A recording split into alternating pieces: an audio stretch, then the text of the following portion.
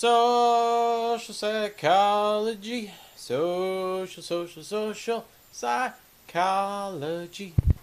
Alright, I was going to be streaming a little earlier today. However, I've been futzing around with Streamlabs OBS for the last 45 minutes because there's an error in the new Mob Crash plugin that lets me multi-stream to lots of platforms.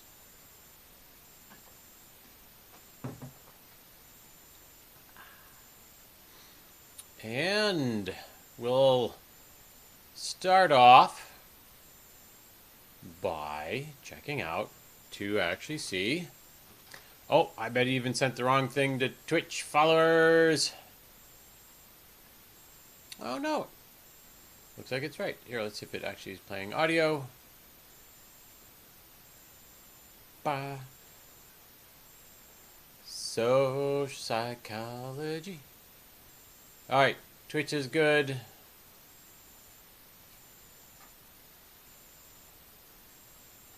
Let's find out if it's going to YouTube. I don't think it's going to Facebook today, which makes me sad because that's where a lot of my friends watch. Social psychology. Yep, that's good. Doubtful for Facebook. Oh, it is. Looks like it's just a bug. Hey, Solitaire, what's up, my man? Alright, we don't need to have Netflix playing. Alright. We're going to call it good there. Today's social psychology is all about perceiving others. If you're following along in the textbook that I gave the PDF link to several times, we're going to be covering Chapter 6. Perceiving others. This one's actually going to be, I've kind of read a little bit. This one gets a little sciencey, but then it delves back into psychology for us. So if you are at all interested on how others perceive you, how you perceive others, then that is the way to do it. That's how we do it. That's how we're going to do it. Anyone that is an astute observer will notice that Stormtrooper's back with what's his nuts from Assassin's Creed. I did change my webcam, and this one makes me look a lot less purple and a lot less pale, which kind of makes me sad because this one's also a lot less expensive one. So I don't know if just the other one's kind of going wonky on me or what. But regardless, this one looks better. Here's a burp for you. Social psychology. Social psychology. Alright. What time zone are you in, Solitaire? You're in Thailand? I'm so bad. No, it was Buzz Game Zap. God. It's been too long. Too long. I gotta remember the old memories. Here. I'm gonna turn this around. So instead of saying Big Ten, New Zealand! Oh, the Kiwis! I love you guys. I love your accent. Solitaire. So on my bucket list, here, I'll read it to you.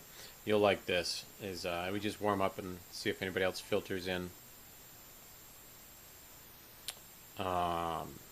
You'll like this. Bucket list.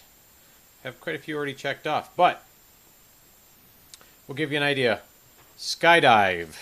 Create a comic book. I actually did that one for Toyboard.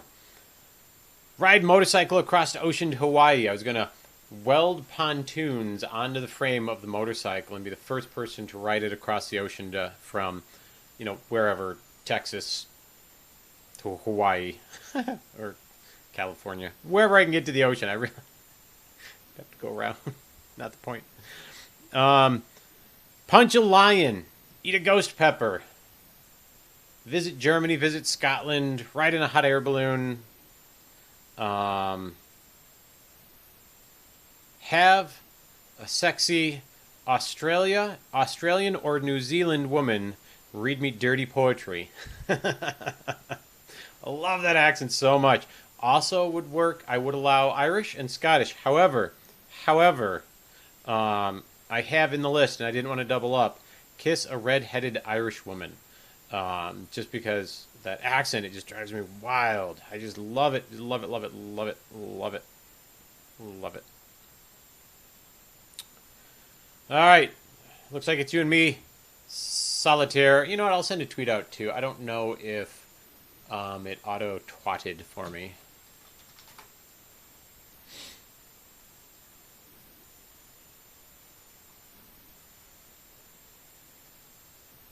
Let's take a look.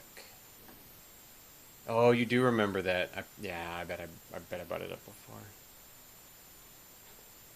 All right, we're gonna do. What? Why did it just copy paste? I don't. Why on earth? Why on earth would you do that? Why? The software is so buggy today.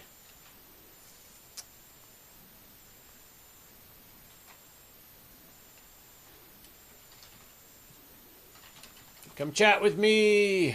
I love hearing your opinions and thoughts and beliefs. And what kind of GIF should we put in there? Let's see if we put something that is crazy. Oh, you know what? Steve Harvey. That's going to be who we tweet out as. And I'm going to do it at Pastor Jeb because he was interested last time. I don't know if he's in school or not at this hour. Kristen! Gee, thanks. What did I say? I don't believe I said anything negative against you, Kristen. And as you...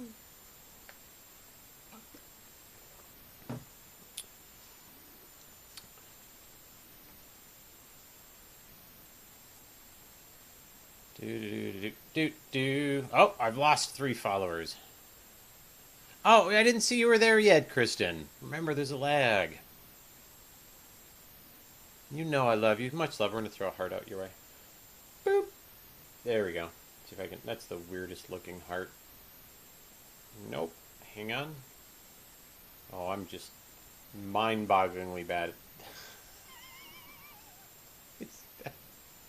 Hang on. All right. Here. Tuck it in. Down. There we go. It's still kind of... that's as good as it's going to get. Mind-bogglingly bad. All right. The tweet has gone out. No, you wouldn't pass Mount Alchemist Road. I have not left my house yet today. I still have 5 more days until expungement, and then I am no longer a criminal. Hooray! From 25 years ago. I slept in very late. Very late. I was so tired. I've been having nightmares lately. My dad has been kind of ill, and I've noticed that I internalize stress quite often to where I am... I handle it just fine while I'm awake. I do get a little bit edgy if I'm like hyper stressed out, but oftentimes I internalize the stress and I end up having really, really horrendously bad nightmares. And so the last several nights since I found out my dad is quite ill, I have had really awful nightmares of things chasing me and trying to kill me. And I've had enough of these in my life to where I've identified that the worst nightmares happen during the most stressful parts of my life, and almost always something is chasing me in the dark and trying to kill me. So,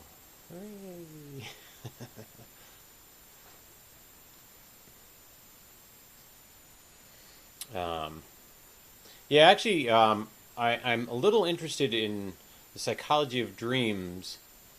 But the problem with it is it's so hard to like legitimately science them because, dream interpretation is highly subjective and you don't want to implant false beliefs based off of misunderstood perceptions. A dream could just be a dream. It could just be a systems check for you. I just threw trash on my bed. In the office. So, we're going to pop over, as it looks like we've got our two friends today. Our New Zealand friend, Solitaire. Say something sexy and New Zealandish to me, Solitaire. Send me, like, an audio recording. Oh, could you do that? Could you find, like... Could you, Solitaire, for me, go onto, like, a college campus, get, like, the most beautiful one you can find, to read dirty poetry to you on your phone and video it for me, and then just send it over. And I think I can count it. Make sure she says, Scott, this is for you. And I think I can count it towards my bucket list. Otherwise, I don't want to take like a 26-hour flight. And who knows where else you find New Zealanders. Is there like a place in the U.S., Solitaire, that New Zealanders love to go? Because I would go there and just hang out and be like, are you a Kiwi? Do New Zealanders call each other Kiwis? Is that a thing, or is it just like some kind of insulting Western American British thing? Doesn't matter if it gets you slapped, Solitaire. It's what I need. You know what? I have a whole thing of kiwis. I'm letting them ripen up because I bought them a little bit underripe.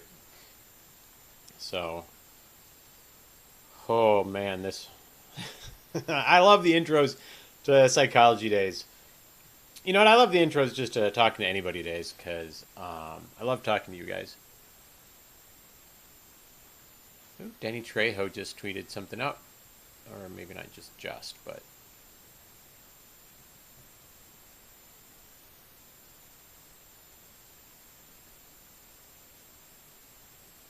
Do you care if it's humans? What are you eating, Kristen? Are you eating humans? And with that, we'll transition over to social psychology. Social psychology. Notice how I'm moving further away because when I went up close to the microphone before, I realized after watching that video playback that I was being very loud on the microphone. Portland is where most people from New Zealand go. There in LA, Kiwi is right. Kristen, are they sexy women? Because I've got a very specific bucket list. Do you mean Portland, Oregon, and Portland, Maine, Solitaire? Because we've got a couple of Portlands.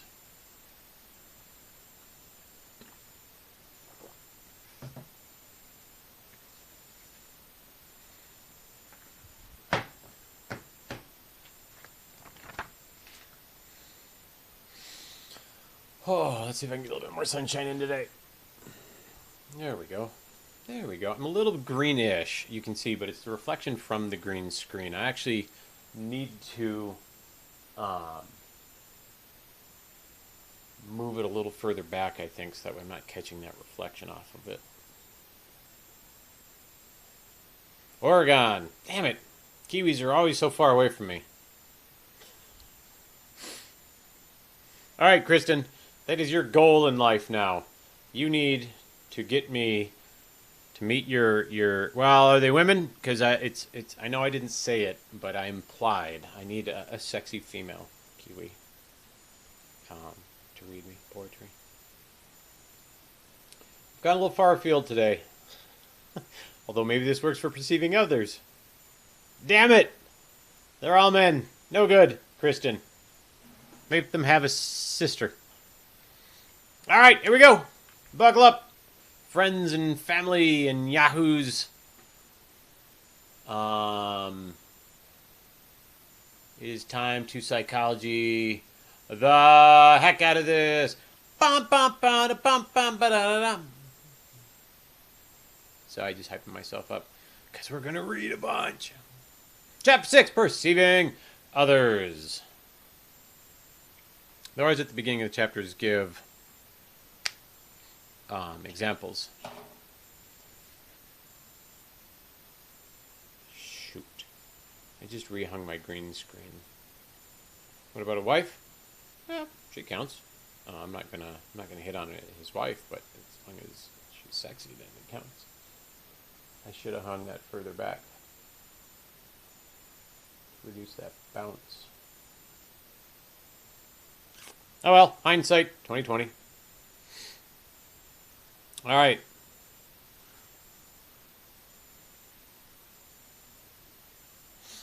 Although, all right, we're just going to do a little bit of a...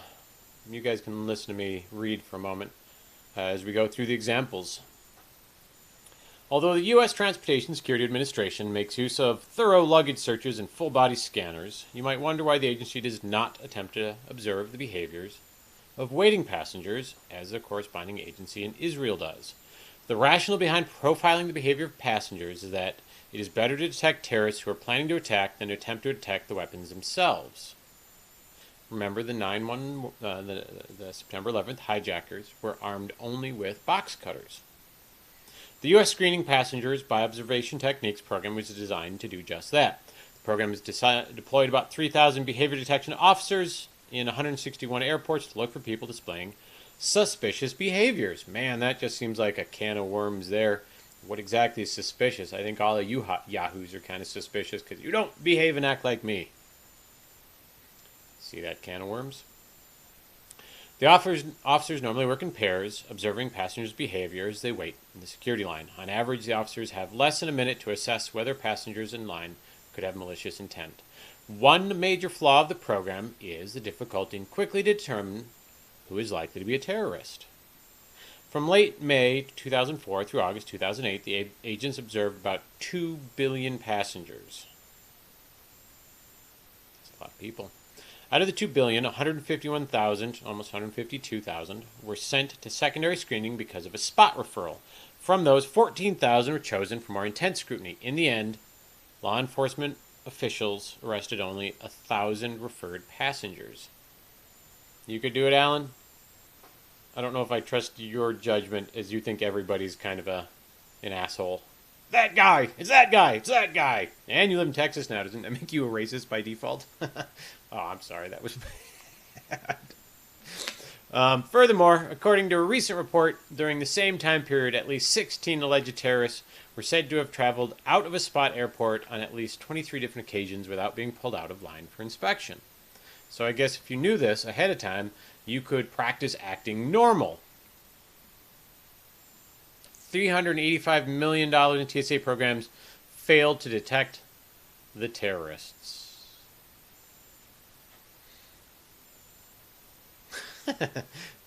I much love to you and everyone in Texas. I actually have family in Texas, so it was a joke. It was a joke. Although most of us, now we're going to get into the actual psychology text. We're going to start at El Taparino there. Whoops, that did not highlight. Give me my highlighter, you bastard. Tools. Did they move it around again?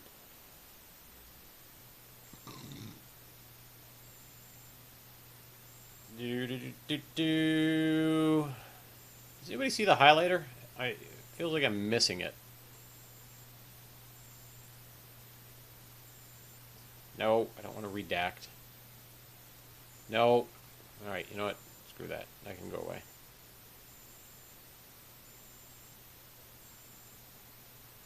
Here we go.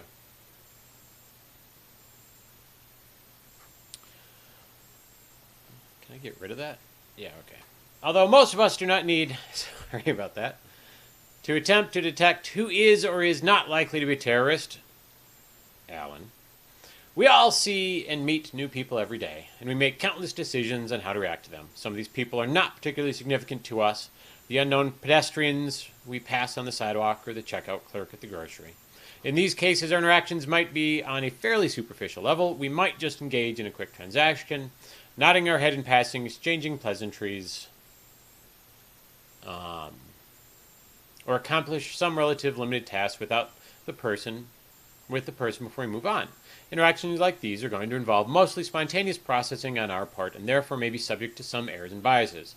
But at the end of the day, who cares? That's compartmentalization. That is being able to let your brain not have to handle a million billion things when it doesn't need to for stuff like that.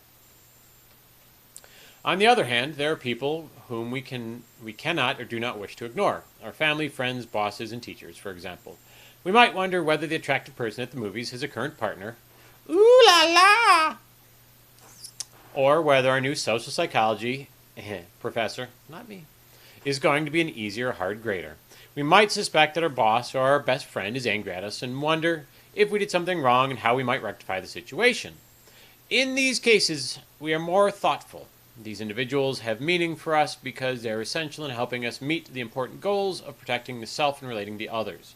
We think carefully about how our boss is feeling towards us and our work because we really want and need to know whether we're doing a good enough job. You know, I've had a number of employees in my lifetime, and I can't honestly think of more than maybe a handful that actually cared what I thought about their work performance. So, how sad is that for both me and, well, for them, to be honest with you. I was a good boss. I cared about employees and I cared about the company. Sometimes too much on both parts. In this chapter, we'll consider how we make sense of other people, including the initial and often intuitive impressions that we rely on so heavily, the all-important nonverbal cues, and the more telling personality traits. Then we will turn to the process of causal attribution with the goal of understanding how we infer what other people are really like by observing their behaviors. Finally, we will consider how accurate we are in making our determinations about others, and we'll examine the differences among people and their perception styles. When we are finished, we'll have a better idea of how to make our judgments about other people, and this insight may enable you to perceive others more accurately. Impression formation. And I was kind of skipping ahead a little bit there. And noticed that we're going to delve into a little bit of the brain goo on this. All right. People are very skilled at person perception. This is the process of learning about other people. It's bold, so that means it's going to be on the exam. And our brains are designed to help us judge others efficiently. Infants prefer to look at faces of people more than they do other visual patterns, and children quickly learn to identify people and their emotional expressions. That was something also that is a clue as to if your child has autistic tendencies, because a lot of autistic children quite often will not look at people in the face. They will not look at their eyes, they will not look at the general face. For whatever reason, autistic children do not like that and do not do that. As adults, we are able to identify and remember an unlimited number of people as we navigate our social environments, and we form impressions of those others quickly and without much effort. Furthermore, our first impressions are, at least in some cases, remarkably accurate. And in some cases, they're not. Whoops. Research is beginning to uncover areas in the brain where the person perception occurs. In one relevant study, researchers used functional magnetic resonancing imaging scans to test whether people store information about other people in different locations in the brain than where they stored information about other animals. And they found that was the case. So, when you see somebody, you're going to store that info in a different spot than when you see a cute or happy little puppy. The areas of the prefrontal cortex that were more active when people made judgments about other people rather than dogs are shown in red in figure 6.1. That doesn't help me. Where is figure 6.1? Thanks, textbook, for not actually showing the figure. I don't even see it in red there. Alright, the figure 6.1 is actually on the previous page. And apparently this is considered red. So, the prefrontal cortex is the part of the brain that is used when you're thinking about other people. Learning about people is a lot like learning about any other object in our environment, with one major exception. With an object, there is no interaction. We learn about the characteristics of a car or a cell phone, for example, without any concern that the car or the phone is learning about us. It is a one-way process. With people, in contrast, there's a two-way social process. Just as we're learning about another person, that person is learning about us, or potentially attempting to keep us from accurately perceiving him or her. For instance, research has found that when people are looking directly at us, we process their features more fully and faster, and we remember them better than when the same people are not looking at us. So I guess that would be kind of a way for you to mask your identity, apparently. If you, when talking to somebody, if you didn't want to be remembered, just kind of look away, look around, don't look directly at them. In the social dynamic with others, then, we have two goals. First, we need to learn about them, and second, we want them to learn about, and we hope, like, and respect us. Not always. Sometimes I really don't care what people think about me, and I'm just being pleasant for the sake of conversation and niceties. Our focus here is on the form process, how we make sense of other people. But remember that just as you are judging them, they are judging you. We have seen in Chapter 4, The Self, which I didn't read with you guys, that when people are asked to describe themselves, they generally do so in terms of their physical features. I am really tall. Social category memberships. I am a woman. And traits. I am friendly. These characteristics well reflect the dimensions we use when we try to inform impressions of others. In this section, we'll review how we initially use the physical features and social category memberships of others, male or female, race, ethnicity, to form judgments, and then we'll focus on the role of personality traits in person perception.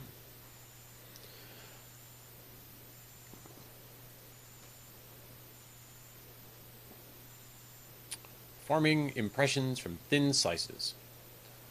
For research focus.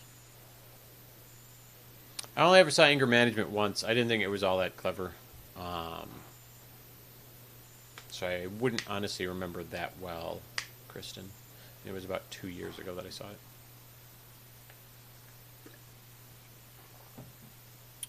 Although it might seem surprising, social psychology research has demonstrated that at least in some limited situations, people can draw remarkably accurate conclusions about others on the basis of very little data, and they can do this very quickly.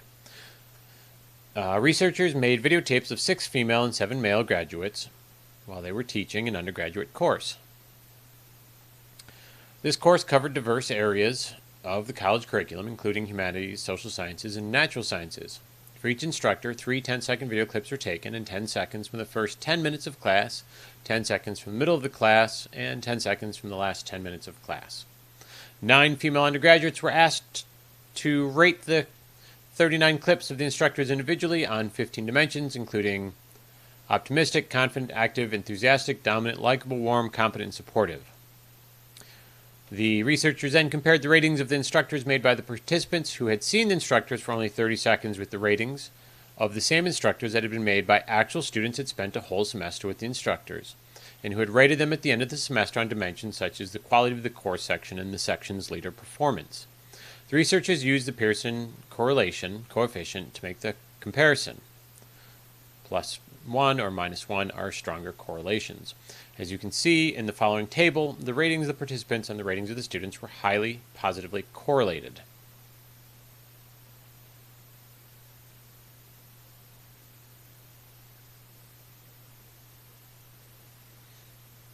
The variables, if they were accepting, if they were active, attentive, competent, confident, dominant, enthusiastic, likable, honest.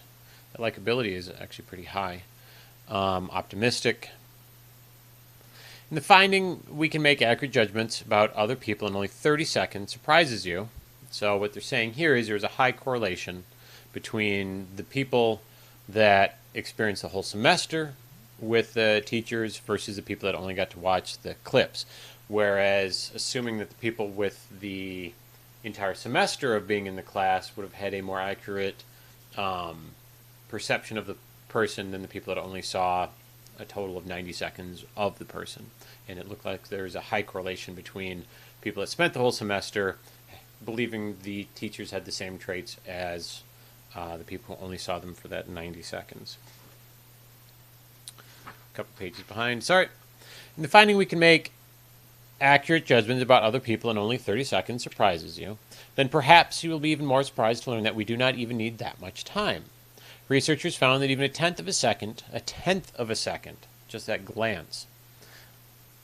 I'm going to see if it delves deeper into this, but if you remember from an earlier chapter, we discovered that people's memories are highly flawed, highly fallible, because we did that survey that showed people fabricated memories of things that they thought that they heard when they didn't actually hear it. So I wonder if that touches in on this, or if it's just going to dance around it a little bit, because the ability to make an instant judgment on somebody at 1/10 of a second versus remembering that judgment or trait seems to be a highly disparate comparison there.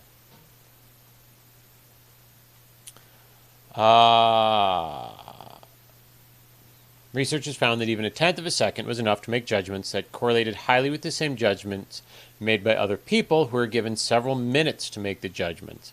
Other researchers found that we can make accurate judgments in seconds or even milliseconds about, for instance, the personalities of salespeople, and even whether or not a person is prejudiced. Accurate based on what? Is it self-report of I am prejudiced, I am not prejudiced? Is it somebody else's view of whether or not you're prejudiced? Interesting. Researchers reported a demonstration of just how important such initial impressions can be.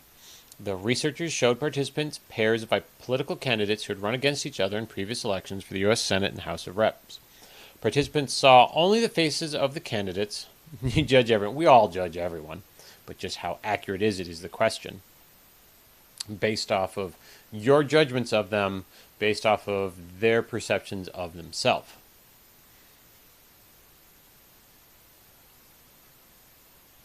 Participants saw only the faces of the candidates, and they saw them in some cases for only a second.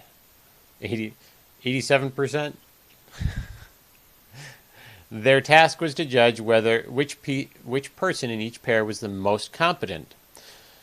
Researchers found that these judgments predict the actual result of the election, such that 68% of the time the person judged to have the most competent face won. Wonder how I can...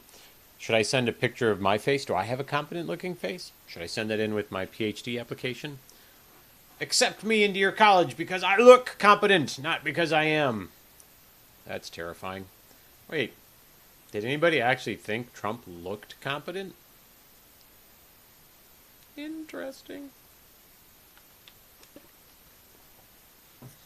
Researchers showed that perceivers were also able to accurately distinguish whether people were Democrats or Republicans based only on photos of their faces.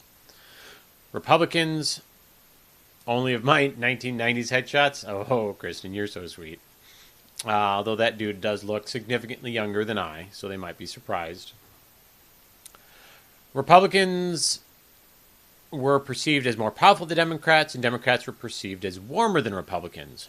And researchers found that people could accurately determine the sexual orientation of faces presented in the photos, gay or straight, based on their judgments of what they thought most people would say. How interesting. So, what does that mean? What does that really tell us? I mean, it gives us statistics, but what is it really telling us? That people are inherently prejudiced, people are inherently judgmental, people are correct in their prejudice and their judgments?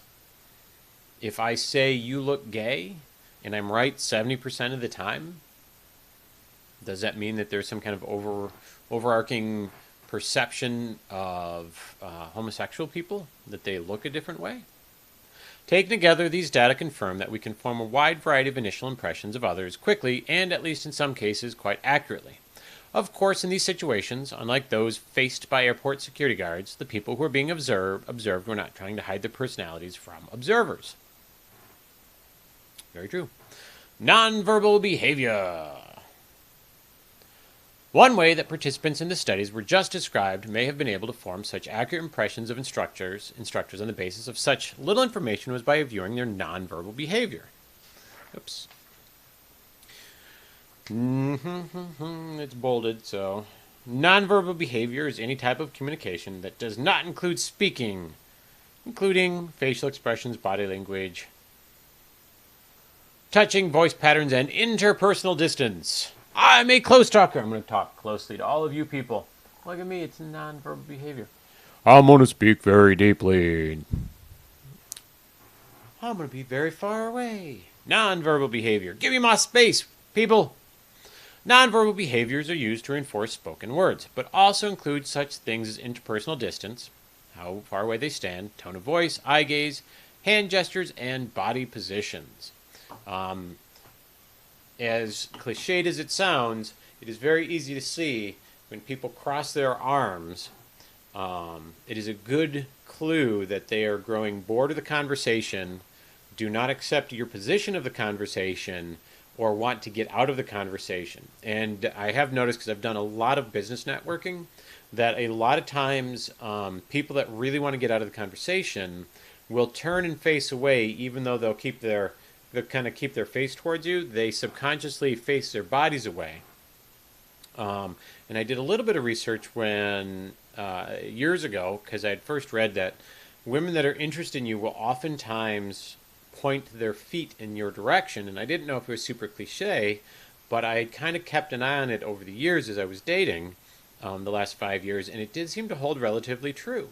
The women that were more interested in me, even from the beginning on the first date, oftentimes would angle their bodies and specifically their feet and their knees towards me, whereas dates that were going very poorly, they were angled away.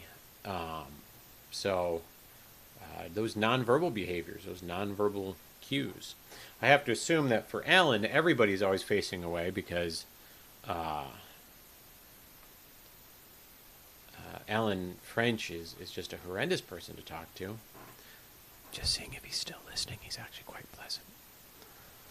Alan Alda is one of my favorite actors of all time, Kristen. I grew up watching MASH, and I absolutely loved him.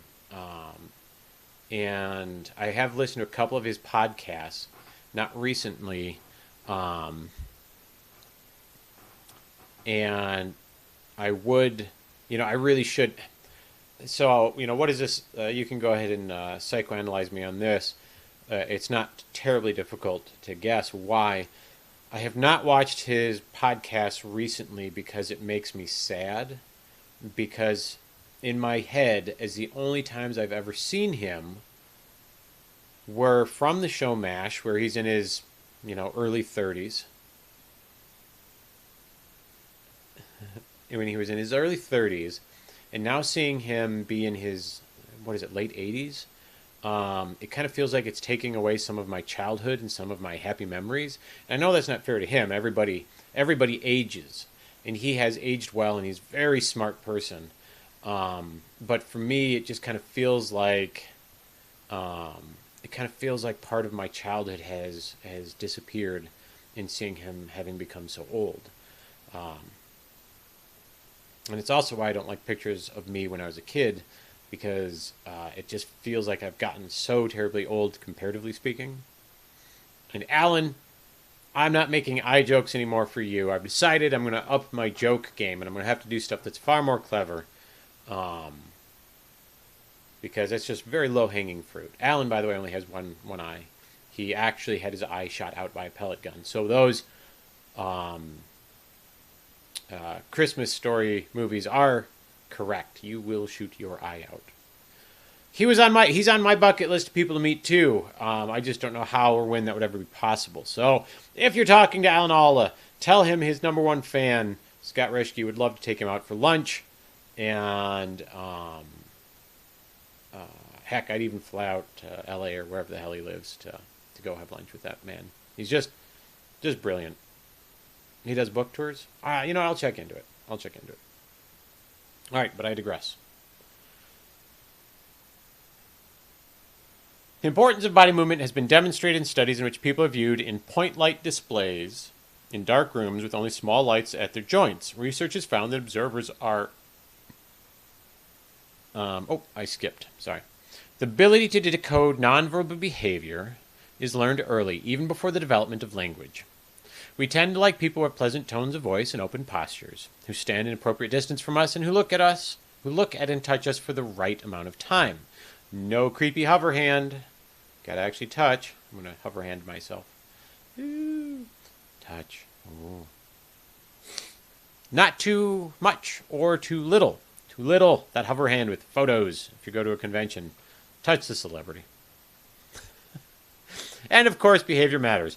People who walk faster is perceived as happier and more powerful than those who walk more slowly. The importance of body movement has been demonstrated in studies in which people are viewed in point light displays in dark rooms with only small lights at their joints. Research has found that observers are able to accurately recognize others' behaviors from those minimal displays. And people can also determine personality by tone of voice, provided by degraded and incomprehensible speech. I don't know if that's going to actually play. Of course not. Great work, PDF. So glad it was embedded. If I turn that off, does it? Oh, it's because it was highlighted. All right. It does look like it's going to let me, so let's see what happens.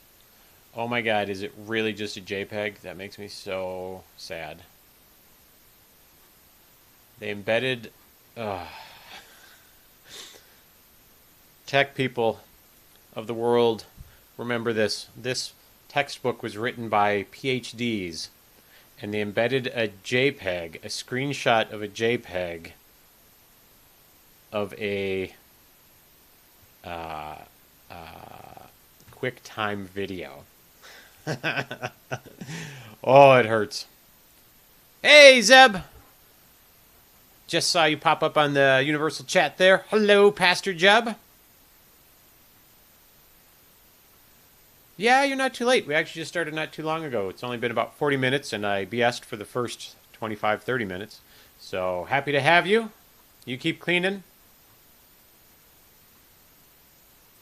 A lot of PhDs were handed out. Yeah, but this is a screenshot of a JPEG that hasn't even been cropped. I mean, come on. This one is especially egregious, you know, because I think this textbook was only from like 3 years ago. It's a little sad. Although they may be pretty good in some cases, people are often... We'll grab my highlighter back. You know what? I want to see. I'm going to just try again. Nope. Anytime I click on that, it actually just opens the JPEG on the website. That makes me very, very sad.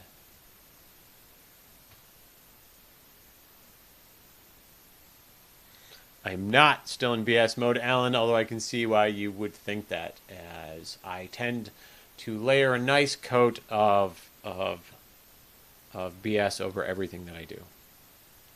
Because if you never know if what I'm saying is true, you'll never know if I'm being untrue. I don't know. Let's not think about that. Although they may be pretty good in some cases, people are often not aware of their ability to make accurate judgments. Ooh, we're getting into the accuracy of the judgments. Researchers found that even though the participants in the research were quite accurate in their perceptions, they could not articulate how they made the judgments. They claimed that they were just guessing and could hardly believe that they were getting the judgments right. These results suggest that they were made without any conscious awareness on the part of the judgers.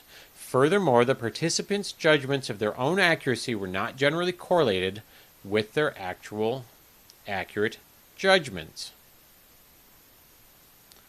The participants' judgments of their own accurately were not correlated with the actual accurate judgments. So they guessed that they were getting things wrong even when they were getting them right.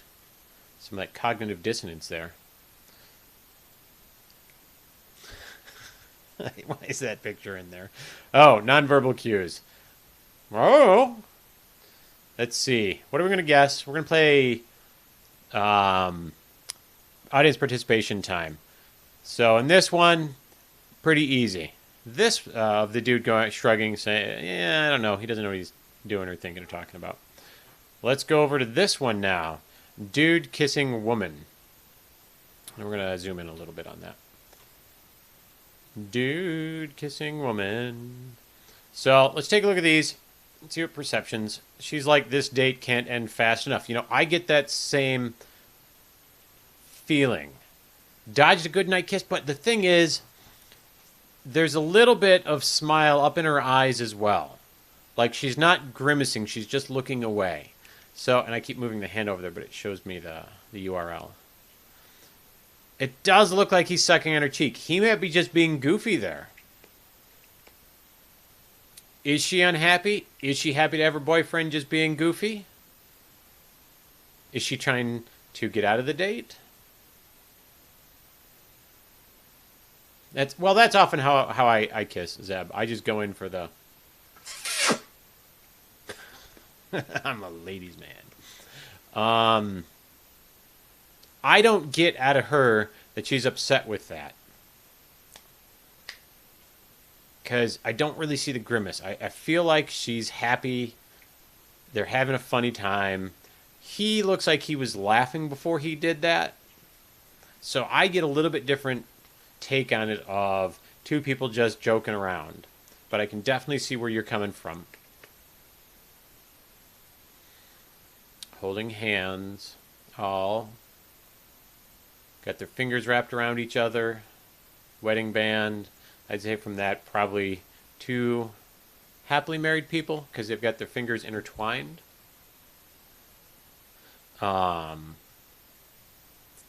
Versus maybe two people that aren't terribly happy. Would they just kind of like hold hands differently? Yeah, I get that same vibe off that Zeb. I really do.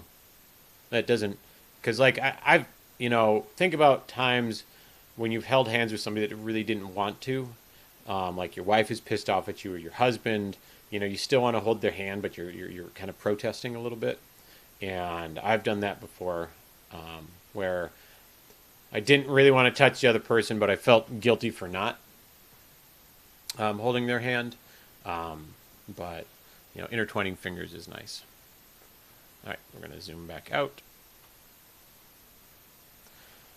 The particular nonverbal behaviors that we use, as well as their meanings, are determined by social norms, and these norms may vary across cultures. For example, people who live in warm climates near the equator use more nonverbal communication, talking with their hands or showing strong facial expressions, and are more likely to touch each other during conversations than people who live in colder climates near the Earth's poles. Huh. Eskimos apparently just kiss with their nose. Who knows? Alan, I believe that you would know what a tender interaction would be. You just slap people and get slapped by people.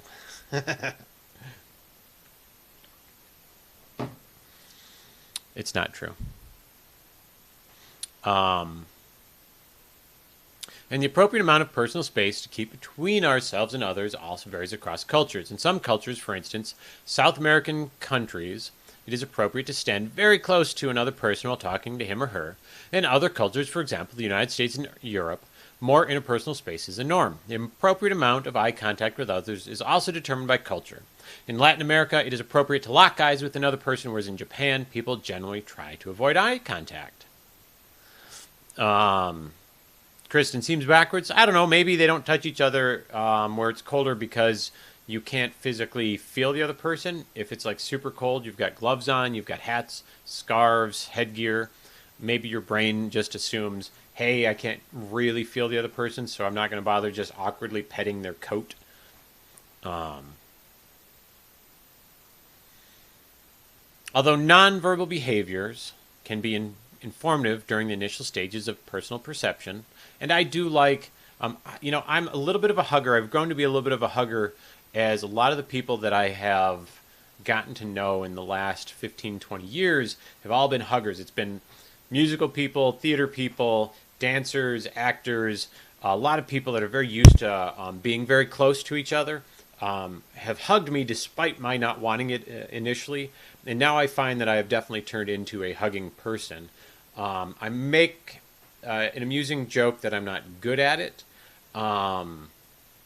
And I'm actually an excellent hugger, but I say that to people to kind of break the ice in case they feel because I love to pick up and hug and give a nice big bear hug. And even wiggle them around a little bit like a rag doll. And most people don't appreciate that. So when I tell them that and they give me a hug anyway, I can just kind of give them the pat on the back, and then as I get to know them, I can really get at it and just hug the shit out of them. Although, but otherwise, I do like some personal space. I don't like close talkers. I will back off from people. Um, I know that's not terribly alpha of me, but I just don't want people up in my grill. Although nonverbal behaviors can be informative during the initial stages of person perception, they are limited in what they can convey. In general, they communicate our own status or dominance, self-concern, as well as our interest in or liking of another person, the other concern. If we notice that someone is smiling and making eye contact with us while leaning toward us in conversation, we can be pretty sure that he or she likes us. On the other hand, if someone frowns at us, touches us inappropriately, or moves away when we get close, we may naturally conclude they do not like us. Touch us inappropriately? Is that a thing? No one's ever kind of touched me inappropriately during a conversation. Is it like, do people pet each other's butts? Like the first time they meet? Hey, Bob! You been working out? We may also use nonverbal behaviors to try out new situations. If we move a little closer and look at someone a bit longer, we communicate our interest. If those responses are reciprocated, getting a little bit of chapped lips and dry mouth here. If those responses are reciprocated by the other person, that can indicate that he or she likes us, and we can move on to share other types of information. If the initial nonverbal behaviors are not reciprocated, then we may conclude that the relationship may not work out, and we can withdraw before we go too far. When we use nonverbal communication, we do not have to come right out and say, "I like you," because that's dangerous. You've gotten the jackass slap from people you just met? Huh. Really? Someone gives you like the baseball pat on the butt after just meeting? That's weird. Who does that? Was it like at a convention or something? Had you ever talked to him before? Like online? Or was this just like you've never met him before? Hey, Zeb, this is Bob. And then here's a slap on the ass? Huh. Weird people. Nonverbal behavior provides different information than verbal behavior because people frequently say one thing and do another. Perhaps you remember being really angry at someone but not wanting to let on that you were mad, so you tried to hide your emotions by not saying anything. Oh, it's going back to my hand-holding story. Perhaps your nonverbal behavior eventually gave you away to the other person. I'm holding your hand, but I don't like it. But perhaps, although you were trying as hard as you could not to, you just looked angry. Well, it doesn't. I kind of cheat that one because a lot of times I just look angry regardless. I remember well a student I had in my social psychology class a few years back. He would come up to me after class every few lectures, tell me how much he liked my class, what a great teacher I was, and so forth. But I noticed a strange discrepancy. When I watched him during class, he never seemed to be paying much attention. He was either doing a crossword puzzle or fiddling with his cell phone or even sleeping. What kind of impression do you think I formed of this student? Did I base it more on his verbal comments after class or more on his nonverbal behavior that I observed when he didn't realize I was watching him? Yeah, I'd say that nonverbal stuff would be a little bit more accurate. If you guessed that I believe my students' nonverbal behavior, you were correct. We frequently rely more on nonverbal than on verbal behavior when the messages are contradictory. True, think about it, because if you were to watch, now take this scenario in your head, in your mind, and imagine that I was going to meet Alan, whom I've known for, 19 years? And I see him. You're now someone who doesn't know either one of us. And you're standing on the sidewalk, boop, and you see me and Alan across the street, meet, and Alan and I give each other the bird. And we're smiling. You'd have to believe, probably, you'd have to decide whether or not the smile was more important than the finger. Because those are obviously very contradictory. If I was laughing, but flipping somebody off, laughing but punching a friend, hey, am Pregger and proud. So at the end of the day, you have to make those judgments on, They're laughing but punching each other. They're laughing but flipping each other off. You know, those nonverbal behaviors and nonverbal cues. It is relatively easy to monitor our nonverbal behavior, but harder to monitor. Sorry, it is relatively easy to monitor our verbal behavior, but harder to monitor the nonverbal. Oh, demonic alien cat princess! I remember you just because of that name. Yeah, it is easier to monitor our verbal behavior. Think of it just from a poker perspective. That's what tells are. You know, that's how you can, you know, what is it you should play? You should bet against the other player, not against the odds or the stats. View what their tells are. I just recently watched Casino Royale, and that was all of the all about the tells from the main bad guy. Not feeling good right now. Pregger and proud. Just like, are you physically ill, or is it you got some sadness going on? However, we expect that people who need to deceive others, for instance, good poker players, oh, look at that, I hadn't even read ahead, are able to monitor their nonverbal behavior better than most, making it difficult to get a good read on them. I'm so clever and so smart. I'm sorry, Pregger and proud. Did you know your grandmother well?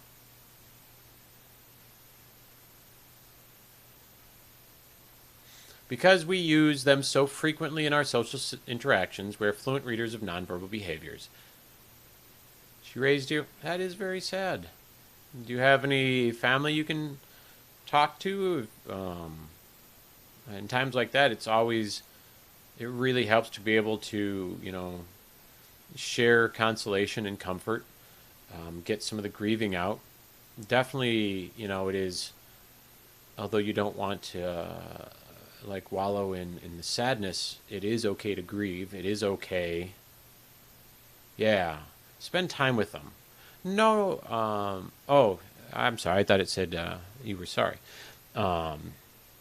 Spend time, grieve with them, celebrate the life of the person, try and get those happy memories, take and hold those in your mind, realize, you know, the end comes for all of us. It is a very sad time. I have 4 elderly grandparents still alive. They're in their early 90s, and 2 were just admitted to a old folks home this last year, and the other 2 may be going soon. And I know I'm personally having a little bit of a struggle with the concept of not having them in my life, so I can definitely relate.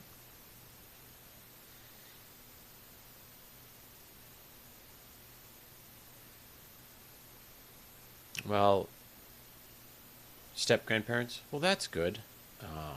You know, spend time with them. Don't isolate yourself. Do grieve. Allow yourself to grieve. It is through that grief that we can get through our problems. Holding that stuff in just keeps it in us. Makes us feel alone and isolated. So definitely, you know, spend the time getting through that process. And, you know, we are sorry to hear that. We're going to keep going on social psychology, but go ahead and, you know, if you've got stuff you want to say, definitely pop it into chat. And anybody else reading the Twitch chat can definitely, you know, talk with you. And if you want to talk later with me, go ahead and just let me know. Not a big fan of the step-grandma. That can happen. Because we use them so frequently in our social interactions, we are fluent readers of nonverbal behaviors, and we realize that we can better communicate with others when we use them. Indeed, it is difficult to communicate accurately when we cannot express ourselves nonverbally. You probably have noticed this yourself. If you email or text a message to your friend, for instance, you need to be careful about using sarcasm, because he or she might misinterpret your meaning. Because nonverbal information is so important, we quickly learn to incorporate it in the form of emoticons in our text messages. This is actually something that's kind of important, because this for me, I had, after starting redating again about 5 years ago, I realized um, early on that I did not want to have important relationship conversations by text message or via phone call because I love being able to read people's reactions to what I'm saying, and it makes it so much easier and better to have a conversation with somebody when you can actually see how they react to what you're saying. And this actually pissed off a couple of girls that I'd been dating, not at the same time, mind you. I only ever dated one person at a time, but the reaction was very similar to where they were so used to having nothing but text-based conversations that when I would text to them, when they'd get upset with me, um, and they would bring up some heavy conversation stuff. I would respond by saying, "This is not a conversation we should have on text." And man, a couple of the women, it really pissed off. Um, and because why not? Why can't we do this? It's just like because I can't see how upset you are. I can't see how to respond. I can't see. Um, where am I from, Kristen? Oh, you're probably talking to Parker. So those nonverbal cues is something that I need a lot if I'm going to have a really good conversation with somebody. And so even phone calls I can't stand. And lately, now I'm a diehard Android user. Um, we were a little late to the game with the Android Duo, which is FaceTime for Android. Um, I uh, I oftentimes, when I'm calling my family or friends, I will not dial just their phone number. I will call them on Duo because I really want to be able to see their faces when I talk to them. I want to see their expressions. I want to see their reactions.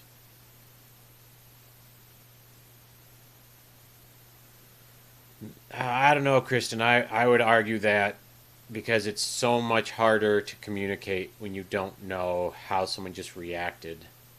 And if you are kind of checking yourself and everything you're saying, sure, you may have to proof what you're going to say, but the validity of your emotional response of what you're saying is going to be lost if you're proofreading everything that you're saying. Um, and it's just too much opportunity to either not convey meaning and still hold grudges and have anger, or it could get lost. You're from Liverpool, Prager, and you're in northeast Scotland. I've actually always wanted to visit Scotland. I have family there. I don't know where, but my grandmother on my father's side was a Mackay, and so it's been on my bucket list to visit Scotland as well as Germany, which is the other side of the family, Germans and Scottish.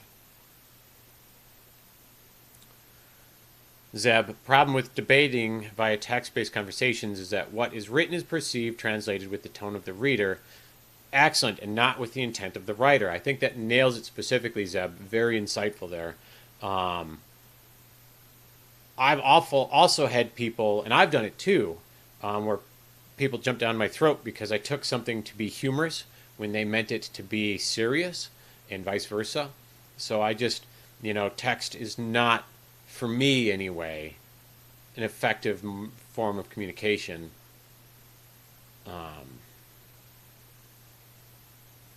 Just because of the way I communicate. Emojis! Oh, look at that! And you can add an emoji to your message and communication, but there's been so many times where I'm not really sure what the other person's trying to convey because I've had a girlfriend, yeah, what's going on with that crying face emoji? Somebody gouged the eyes out and now it's just seeping tears. But going back on point, I don't often understand what the emoji is trying to convey because I had one girlfriend that would put tears, smiles, and an upside down smiley face that was still smiling, but the face was upside down. And I was like, what am I supposed to get out of this? Are they upset? Are they happy? So emojis, although can make it easier, I don't feel that they're terribly effective. Detecting danger by focusing on negative information. We're on page 249. I just want to see, what part are we in? Is this 6.3? I think. Oh, we're still in 6.1. Whoa, we got a ways to go. It's all right. Today was study day, so anybody that stays with me gets to study with me. Wife and I, coming from Zeb, have challenged ourselves to only talk in emojis. Oh, for a week at a time? How do you do that? Like, okay, what do you want? You know, if you're gonna, if it's naughty time, Zeb, what do you send? Is it like eggplant plus like the OK symbol, or that's asking the real questions here. I might do that. I kind of like that. Prager is your paternal side is mostly English. Your mom's side, that includes Scottish, Irish, Ashkenazi, Jewish, Gypsy, Romani, and possible other stuff. Yeah, that's a lot. Pastor Jeb coming back at us. Let's do this, popcorn. Anytime you say that, and anytime you use the phrase, let's do this, I expect Leroy Jenkins to come out of your mouth. Full conversation. Most of the GIFs, I do use a lot of GIFs, but they're usually for naughty time stuff, because, you know, although I do some for silly, too. Yeah, you know, Prager, I've also been told my grandma had done a little digging, and apparently there's even some, like, Cherokee in my family, and you know, I am like the whitest, palest man I've ever met in my life. I go back and forth between, I usually say GIF, but every now and then I'll say GIF, and oftentimes I will say GIF. All right, Zeb. Zeb threw the emoji challenge at us. I'm going to put that there. I don't know if everybody can see that. I'm going to see if I can zoom in. Where'd my mouse go? Wrong screen. Boop. We're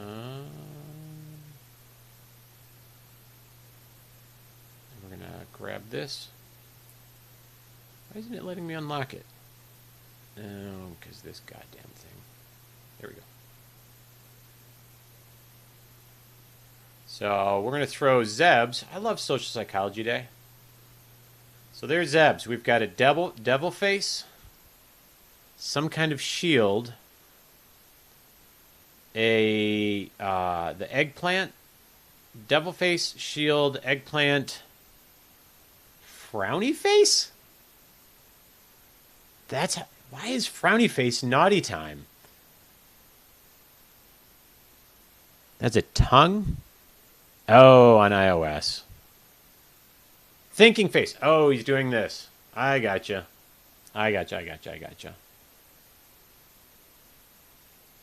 Devil tongue, eggplant, thinking. Oh, that's the tongue. I gotcha. Not a shield. Devil tongue, eggplant. Do you want to? I'm going to do that. I'm going to keep that. I'm going to write that down. And I'll see if that ever works for me. So, iOS. I'll try not to scorn too much. Devil, tongue, eggplant. Everybody keep this in mind. We'll make this a thing. And then thinking equals sexy time.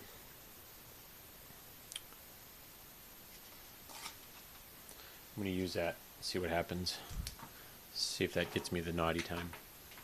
Alright, we're going to go put this back. Boop-a-da-doop. Boop-a-da-doop. And yeah. Boop-a-da-doop. Wonder if I can adjust the properties. Do. Background, color, margin. Nope, I don't want to change any of that stuff. I don't know if I can change. Nope, I can't change any of that. Deviled peach tongue if you're offering. Oh, nice. Eggplant is asking for... All right, wait, I gotta go back up. I missed a couple of chats. Prager says, for me it would be Indian, and Romani gypsies are originally from India, although apparently our genes can be traced back to Mongolia. Well, that's interesting. I didn't know any of that. No wonder I don't do text emojis. Well, I mean, you know, I'm an Android emoji person, so I just didn't recognize yours. Devil peach tongue if you're offering. Eggplant is asking for, peach is offering. Interesting. Although, you know, for male or female. I got you. I feel you, dog. I'm picking up what you're putting down. Well, this was fun. All right, before we get into this next section, I actually got to take a bio break, refill my coffee. So I'm going to pop this back over onto, just real quick, this will be all of like maybe 3 minutes. So everybody else who's watching or listening, go take a bio. And join me back in about 3 minutes. We're going to keep going on for detecting danger by focusing on negative information. So I'm going to put the mic on mute. That way you don't hear me fumbling around in my kitchen. But I'll be back very shortly. I wonder if I have a BRB. I have a handwritten BRB. Let's see if I can find it. Because it made me kind of laugh. Nope, let's get that off the main screen. Just because not all of my pictures need to be seen. Here it is, found it.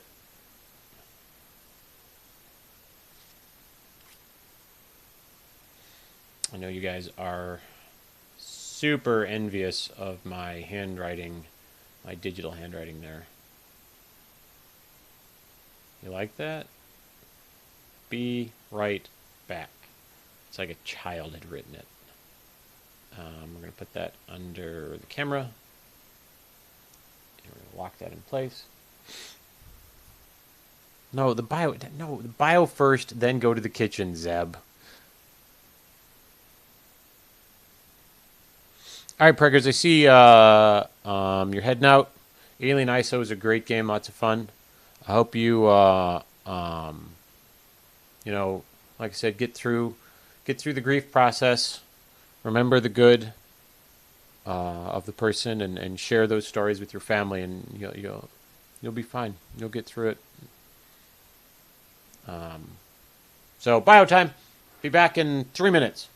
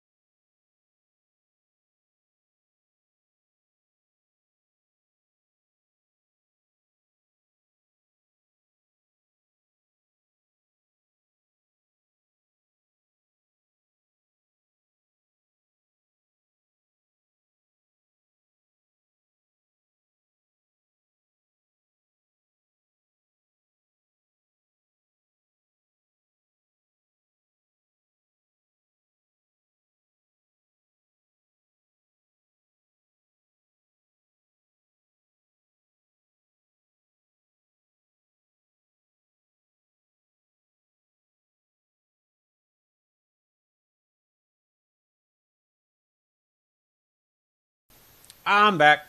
I'm sure all of you missed me greatly.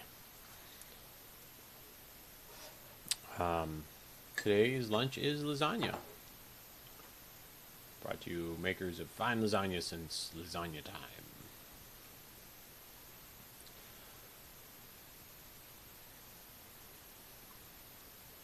And grapes. Lasagna and grapes. Oh. It refreshed my chat. Makes me a little sad. I wonder if that's a setting.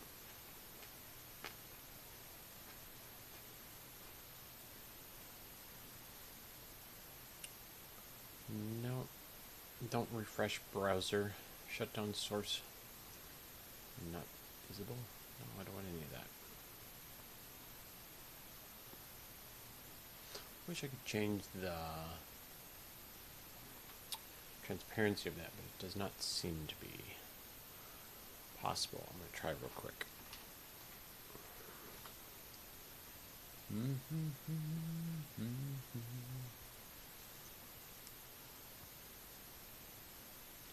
June 16th.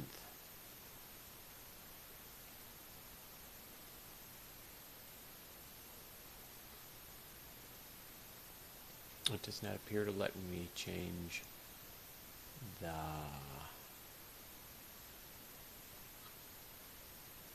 any of the chat info. That makes me kind of sad.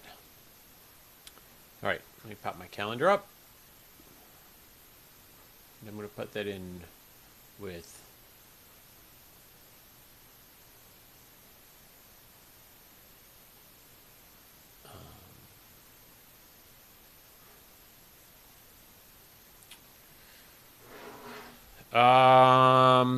aren't there two Leo's lodges? Or no, I think the other one closed.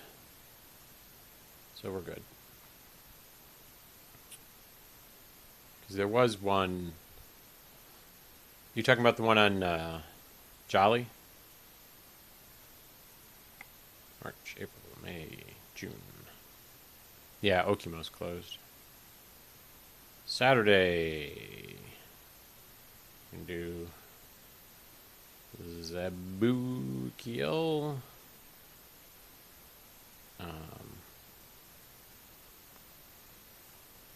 Let's see, Leo's. Oh, I wasn't even thinking that one, Zeb. Yeah, I know what you're talking about.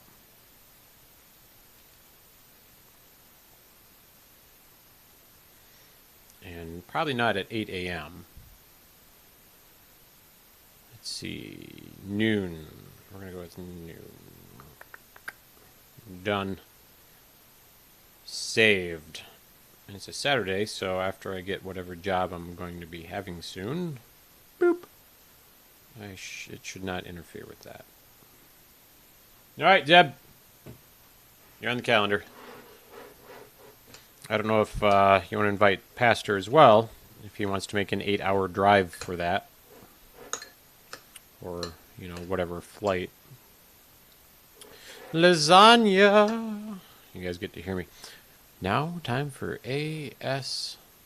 It's a Sunday? Really?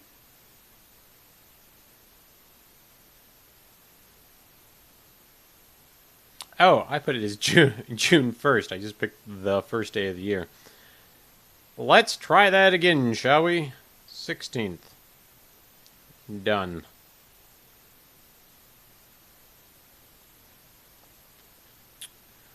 Father's Day?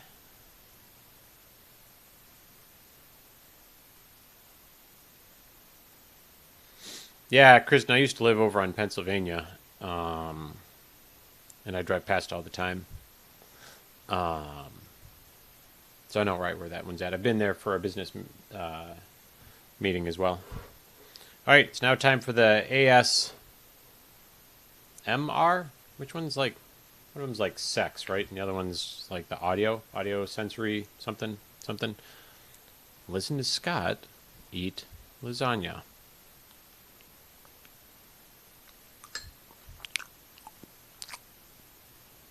Or don't. I'll lean back. I'm sure that's somebody's fetish.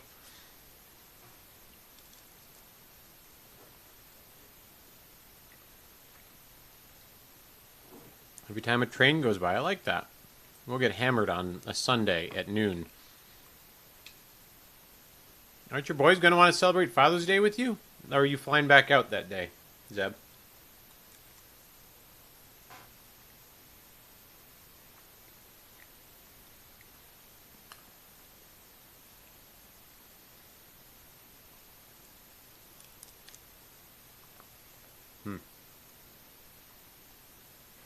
I'll come grab lunch with you and then...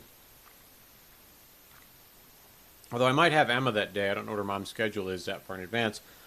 Either way, I'll come. We'll hang out. And if I don't have her in the morning, we can do some shots. And I can just eat a bunch and...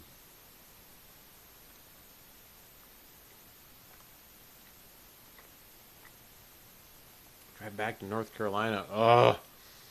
That's a long drive, my friend. What is that, like a 12-hour?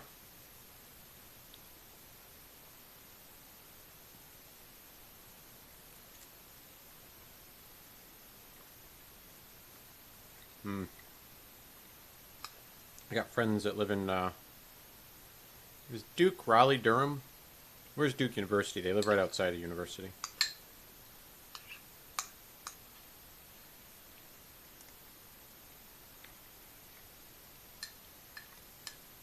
I've been to North Carolina quite a few times. My brother used to be at Fort Bragg.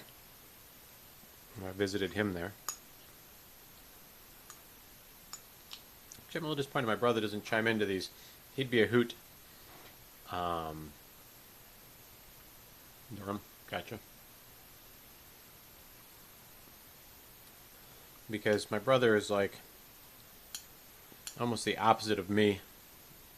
And anybody that's ever read any fans of the Dragonlance books in this chat, in the various channels?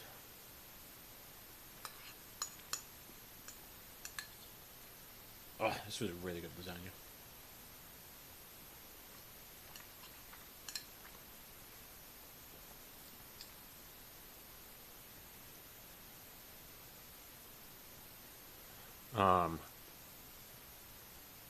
Dragonlance are, I haven't reread them in probably 10, 15 years at this point. But I've read, there was originally 3 in that trilogy, and I think they expanded to have a 4th one like 20 years later. That's supposed to fit into there. But from that original trilogy, it's very heavily inspired by Lord of the Rings. But for fantasy, what isn't? I don't know if Verizon is still down. I unfortunately have Sprint, but I've had a few friends try to call me today on Verizon and they couldn't get through.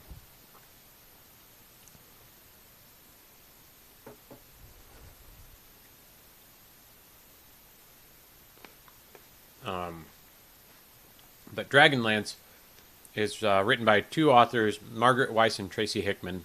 Tracy being a man in this instance. Very Lord of the Rings, Fellowship of the Ringsy, where you have elf, human, half-elf, dwarf, halfling.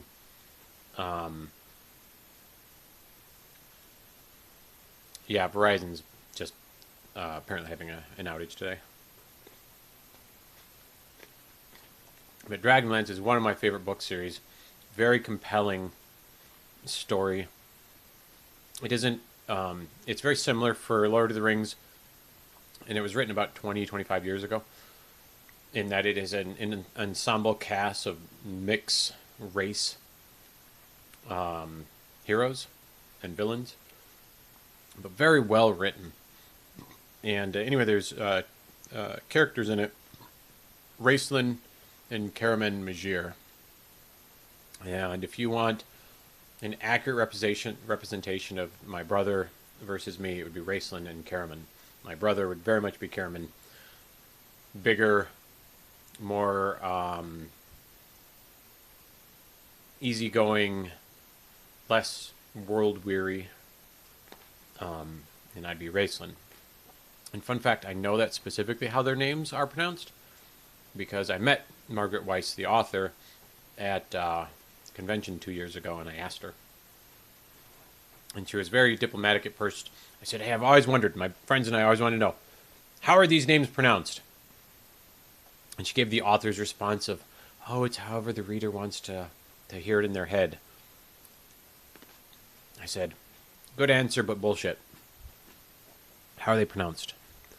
And she told me a little story that I'll sum up with, where she said, well, when she was writing it, she had these two characters. There was that she called the caring man and the wasted man. And if you've not read the books, Caraman, no, they're twins, but they kind of diverged. And Caraman is this big, kind of oafish, nice guy that cares for everybody and helps everybody along the way, but very oafish, good guy. And Raceland, the wasted man, he is very skinny, emaciated. He spent his whole life studying magic and intellectual pursuits. And so they're, although twins, they diverged very greatly in both physical and intellectual pursuits. And that would be very much like my brother and I.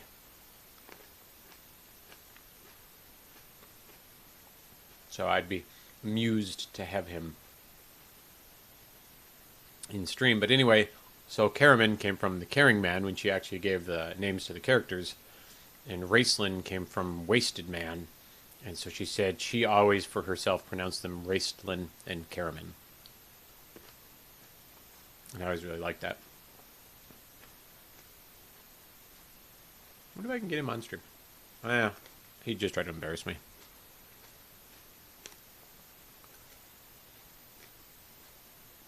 All right. I think I've had enough. We are talking Dragonlance, Eli. Good seeing you again, Eli. And the spin-off books for that are so good.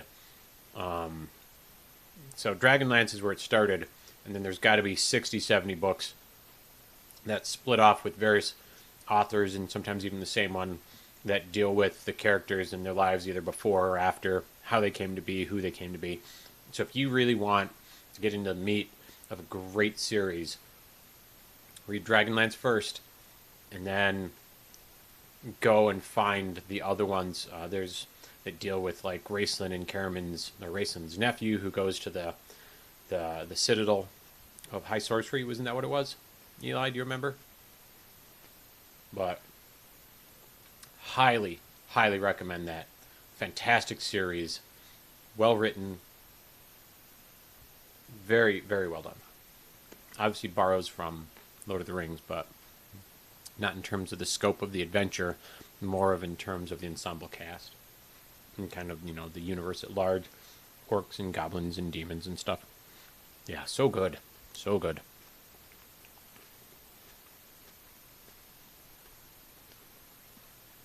Alrighty. Oh, I love Piers Anthony, Zeb. Not Pierce. Piers Anthony. He was Xanth, wasn't he? He wrote the Xanth series?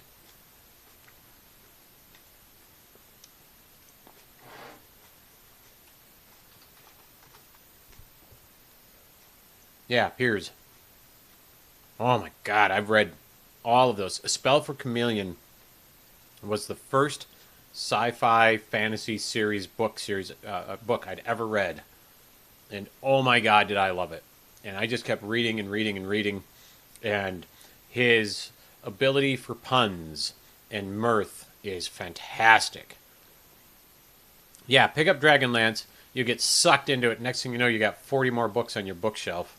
And then read the Xanth series, Xanth, by Piers Anthony.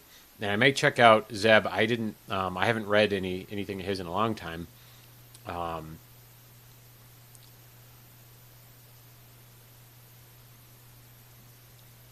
So I may pick that up. And then Another Fine Myth. Well, I'll definitely read it then. Zeb, I appreciate that. Was by... Who wrote that? That series was by Robert Aspirin. I'll put these up on the screen while I'm chewing away my grapes during my lunch break. That adventure is hilarious.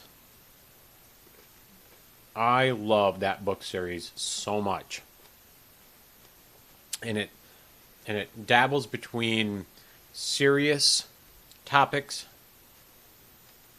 Well, apparently that's a tab.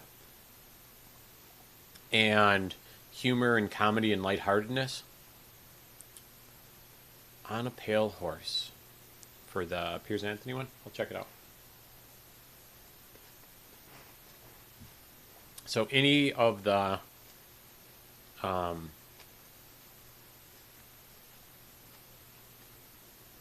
Another Fine Myth, Robert Aspirin, that's got like 10 or 12 books in that. And then the Xanth series, Spell for Chameleon. Oh, Source of Magic. That was the first one. My bad. I misspoke. Source of Magic. And then A Spell for Chameleon came after that. Or was it the other way around?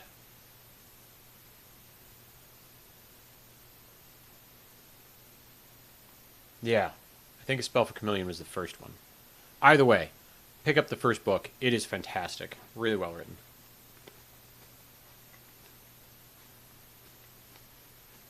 My favorite one of the Xanth series, although not my favorite book, but my favorite title was, the title is The Color of Her Panties. Made me giggle. Shared that with my high school girlfriend. I'm sure she thought that I was a pervert, but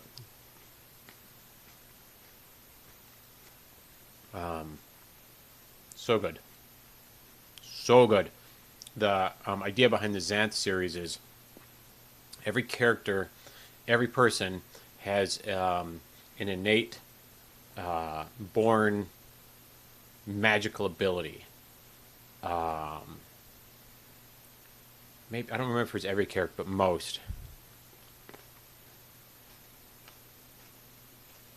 And it varies in range from what they call spot on the wall variety, where a person could just make a dot, a color dot on a wall, which doesn't seem terribly useful, to being able to breathe underwater or manipulate fire or time or magic itself.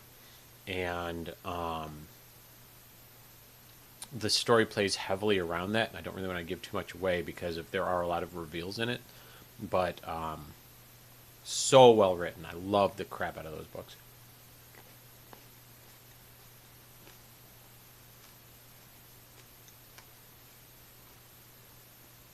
And it plays on, so this is Xanth. And now the author lives in Florida. So for those of you who don't live in the United States, that is Florida. And Mundania there's this magical border, or maybe it's here, the border of Florida, that Mundania people from the real world come in accidentally through.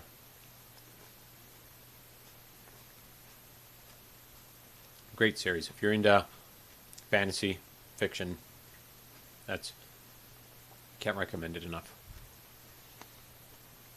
No, it's not full of swamp people. That's where the magic people live. All right. I keep wanting to shove more grapes into my face. I've got to get through a couple of bags of them because I bought them on sale and then forgot that I had some still and bought another bag on sale.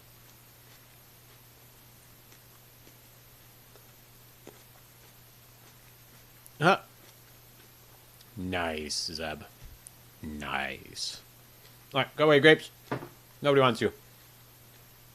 Other than me, apparently.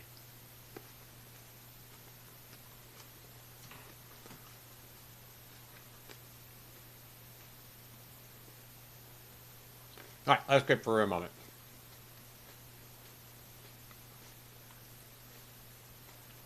Oh.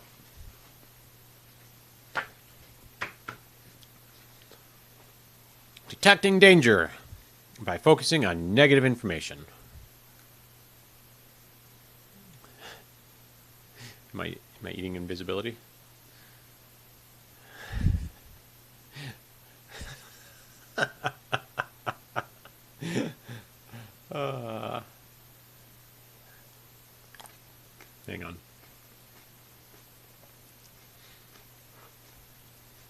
See if I can be freaky on camera.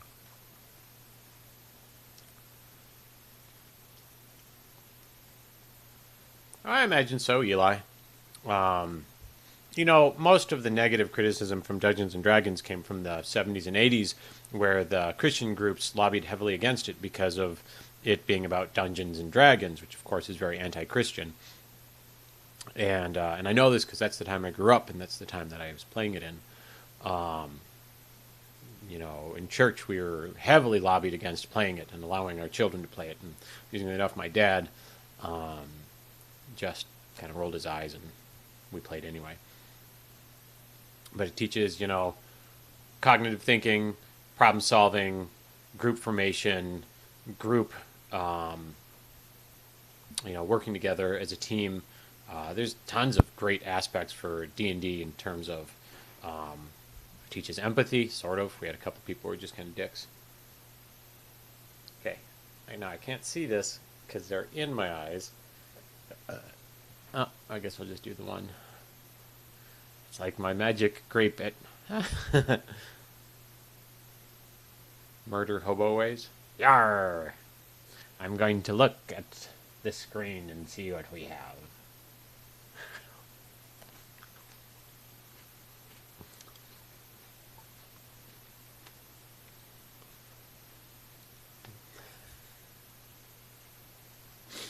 Let's see what this says, shall we?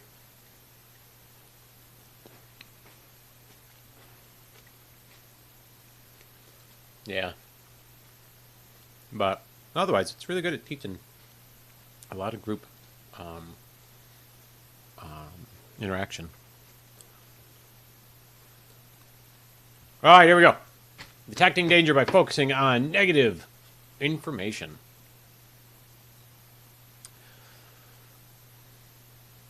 We'll put our crying, weeping from the top of our closed head eye smiley emoji back on top.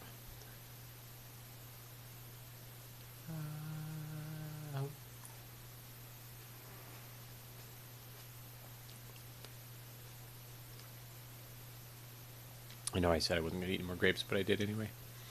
One thing that you might have noticed when you first looked at the images presented earlier in this chapter is that you tended to like some of the people and dislike others.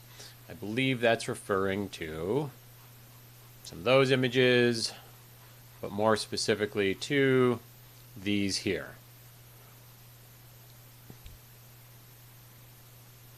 Do you dislike the person that looks like he may be, you know, wearing Middle Eastern garb? Do you immediately think he's a terrorist?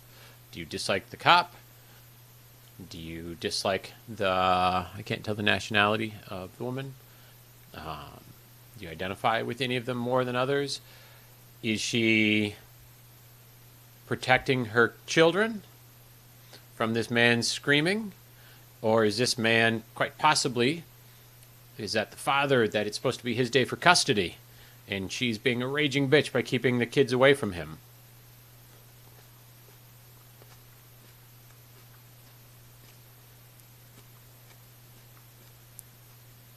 Is the old woman and the young woman getting along? This smile looks very forced and fake to me on the old woman. Stop. Oh my god, Adobe.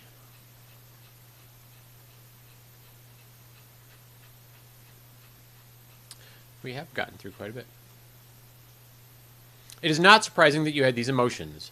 These initial affective reactions are an essential and highly adaptive part of person perception. One of the things that we need to determine when we are first perceiving someone is whether that person poses any threat to our well-being. We may dislike or experience negative emotions about people because we feel that they're likely to be sick or to harm us, just as we may like and feel positively about them if we feel that they can help us. Research has found that the threat and the trustworthiness of others are quickly perceived, at least by people who are not trying to hide their intentions. Most people with whom we interact are not dangerous, nor do they create problems for us. In fact, when we are asked how to rate how much we like complete strangers, we generally rate them positively. because we expect people to be positive. People who are negative or threatening or salient, likely to create strong emotional responses, are relatively easy to spot. And for those tuning in, salient is something that you remember because it is unusual.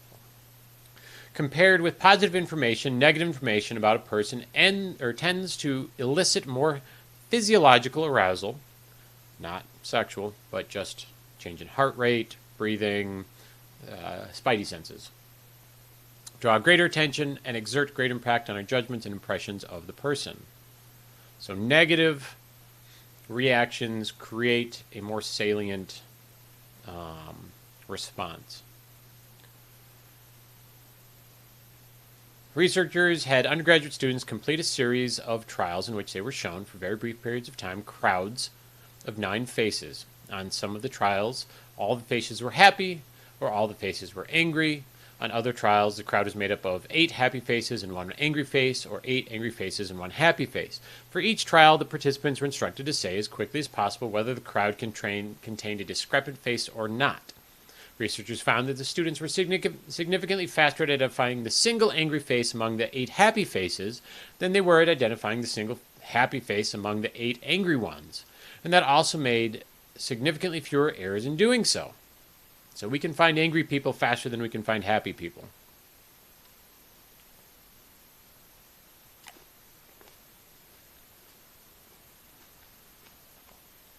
The researchers' conclusion was that angry, and thus threatening, faces quickly popped out from the crowd. Similarly, researchers found that people were better at recognizing faces of other people when those faces had angry rather than neutral expressions.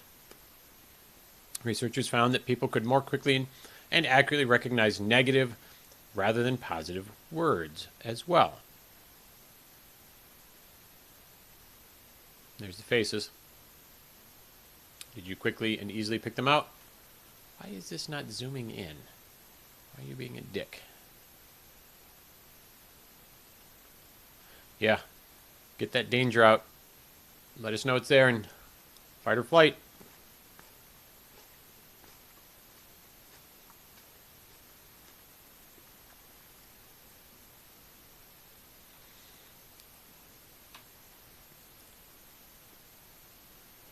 Our brains seem to be hardwired to detect negative behaviors. At an evolutionary level, this makes sense. There you go, Eli.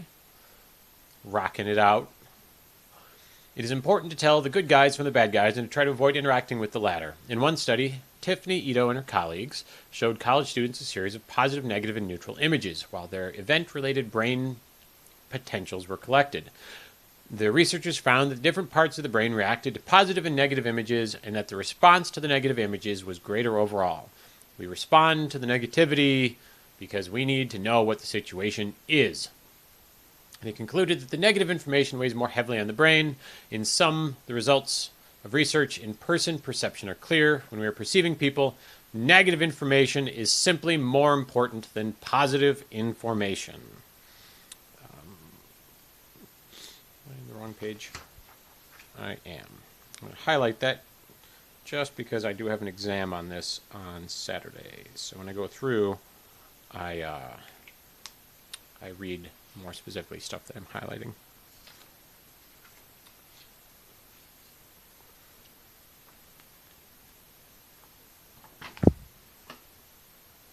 Yeah, Eli, I'm going back to school to get my PhD in psychology. I'm tired of fighting the endless business fight of, will customers like it? Will there be enough marketing? Do I have to deal with social media influencers? And there's plenty of crazies and people that need help in the world. So I can do more good this way.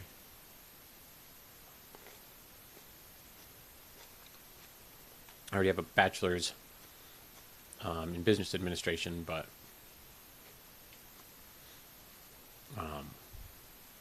just tired of fighting that battle. It got me nowhere. I tried very hard to do the right thing by having the business and raising the money and all that, but at the end of the day, nobody cared. So, done fighting that fight. Why are you so messed up? Well, I'm not currently a psychologist. I'm studying it. We could talk and I could give you some advice, but I am not a therapist, so I would recommend if there are things that you are messed up with. I was very anti-psychology for a lot of years of my life because, you run into the problem of there's a terrible stigma on therapy and psychology because by going to a therapist, by going to a psychologist, you have to admit to yourself that there is something that is not right about you that you need to fix. And most people do not want to admit that there's something wrong with me. It's the rest of the world. Everybody else is wrong. It's not me. And on top of that, there's the stigma of believing there is a stigma of believing that psychology is a pill that you can take once a week for an hour, and that if you just take that pill long enough, everything will be fine. And it's wrong, because with psychology, you're trying to actually help a person redevelop cognitive and behavioral patterns that have been ingrained for 15, 20, 30, 40, 50, 60, 80 years of their life. And you have to put the work in. You can't just go in and sit on somebody's couch and tell them the stories of why you're sad. You actually have to listen, take the advice, make the active changes in your own life. And sometimes that does need to be paired with medication.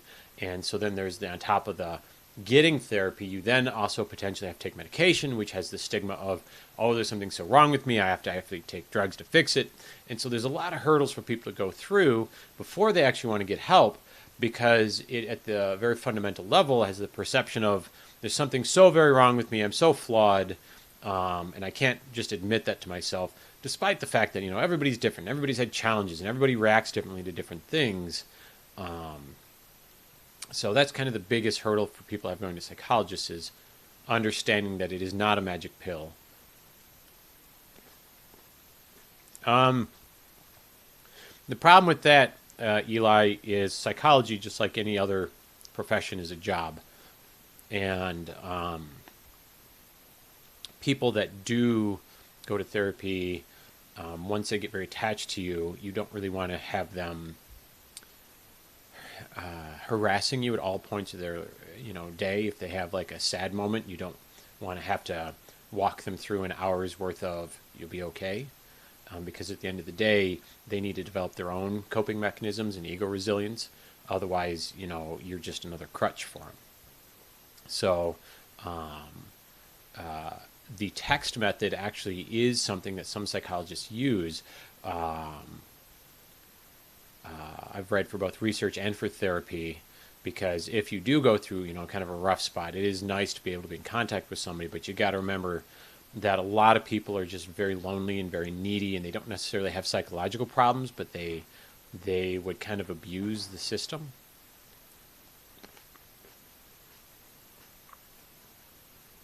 Yeah. Well, I don't know, Eli, one way or the other. I haven't read research on if men or women who goes more psychology or therapy.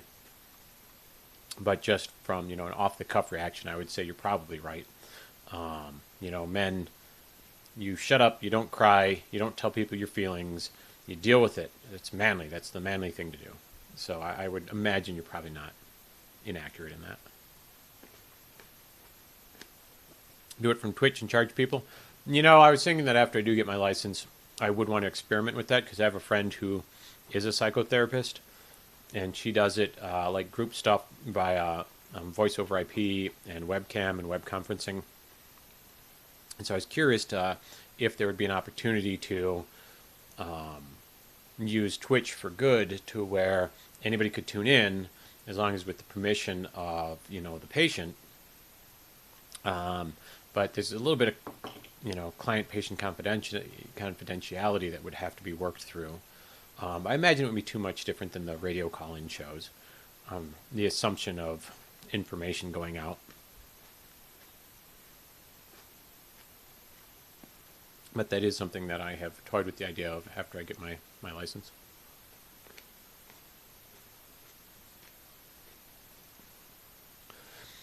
All right, our brains seem to be hardwired to detect negative behaviors. At an evolutionary level, this makes sense.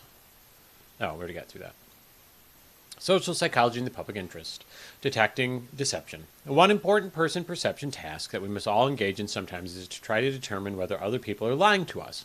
We might wonder whether our poker opponent is bluffing, whether our partner is being honest when she tells us she loves us, or whether our boss is really planning to give us promotion she has promised. The task is particularly important for members of courtroom juries who are asked to determine the truth or falsehood of the testimony given by witnesses. American jurors are instructed to judge the person's truthfulness by considering his or her demeanor upon the witness stand and manner of testifying. And detecting deception is perhaps even more important for those whose job is to provide public security. How good are professionals such as airport security officers, police, and members of CIA, FBI, and Secret Service at determining whether or not someone is telling the truth? Hey, Zeb.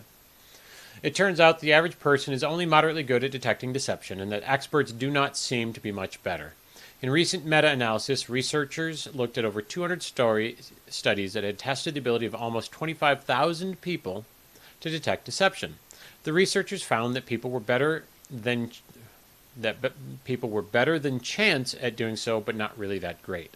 The participants in the studies were able to correctly identify lies and truths about 54% of the time, whereas chance is just 50%. So, 4% better than just random chance is not terribly good. This is not a big advantage, but it is one that could have at least some practical consequences, and this suggests that we can at least detect some deception. However, the meta-analysis also found that experts, including police, detectives, judges, interrogators, criminals, officials, blah, blah, blah, were not significantly better at detecting deception than were non-experts.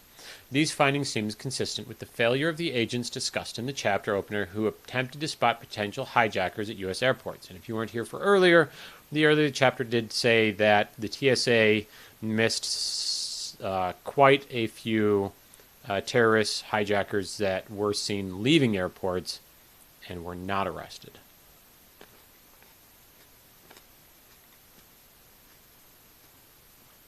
Why is it so difficult for us to detect liars? One reason is that people do not expect to be lied to. Most people are good and honest folks. We expect them to tell the truth, and we tend to give them the benefit of the doubt. In fact, people are more likely to expect deception when they view someone on a videotape than when they are having an interpersonal interaction with the person. If it is, it's as if we expect the people who are right around us to be truthful. So, if you're next to me, you're going to tell the truth, but if you're not, I think you're lying. You know, you got to wonder about all those social media celebrities. I expect just about everybody online is lying, just because there's no accountability. And it's easier to hide your nonverbal behaviors if you're not in front of somebody. You know, you've got that theater 15-foot rule. You can mask gestures. Kristen, but they wouldn't look guilty if they weren't actively doing something wrong. No, Eli, I don't know who David Wohl is. I don't really follow any of the social media news. It's not terribly relevant to me. I don't know any of the personalities on any of them. Fake accounts, professional liar, trumpet. Probably somehow got paid for it. A second reason is that most people are pretty good liars. The cues that liars give off are quite faint, particularly when the lies they're telling are not all that important. Researchers found that in most cases it was very difficult to tell if someone was lying, although it was easier when the liar was trying to cover up something important than when he or she was lying about something less important. So white lies are easy to tell, not a big surprise. You probably get into the problem of cognitive dissonance when you're telling a very large lie. Did you rape that person? Did you murder that person? Did you get drunk? Were you strung out on heroin? You know, and your brain is screaming, yes, but then your face is saying, no. Researchers did find, however, that there were some reliable cues to deception. Compared with truth tellers, liars made more negative statements, appeared more tense, provided fewer details in their stories, gave accounts that were more indirect or less personal, took longer to respond to questions, and exhibited more silent pauses when they were not able to prepare their responses, gave responses that were briefer and spoken in a higher pitch. Hey, Paul. Hello, hello, hello. How are you this afternoon? A third reason it is difficult for us to detect liars is that we tend to think we are better at catching lies than we actually are. This overconfidence may prevent us from working hard as we should try to uncover the truth. Finally, most of us do not really have a good idea of how to detect deception. We tend to pay attention to the wrong things. Many people think that a person who is lying will avert his or her gaze or will not smile, that perhaps he or she will smile too much. But it turns out that faces are not that revealing. The problem is that liars can more easily control their facial expression than they control other parts of their bodies. In fact, researchers found that people were better able to detect other people's true emotions when they could see their bodies, but not their faces, than when they could see their faces but not their bodies. Very true, people fidget when they're nervous or lying. Oh, the Cohen testimony. I kind of wanted to see that today because you have two sets of liars. Hey, you know what? How very apropos that you pop in. I don't know if the up and to the left is entirely accurate, Eli, because I've asked people questions, and when they're just trying to remember the answers to stuff, even when they're not lying, they will look in both directions. So that's probably got a correlation, but not a terribly high one. But yeah, Cohen, the professional liar versus Trump, the professional liar. Which liar will win?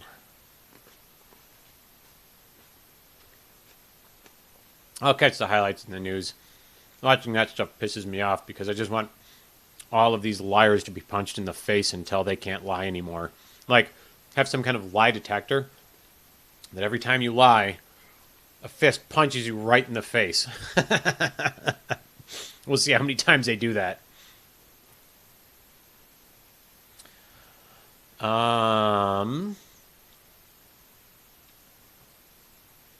Although we may think that deceivers do not smile when they are lying, it is actually common for them to mask their statements with false smiles.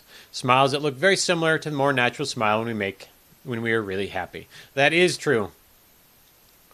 Yeah, Trump would never be able to speak. He just endless supply of punches to the face. Liar in chief. I can't wait for that book to come out when that son of a bitch is out of office.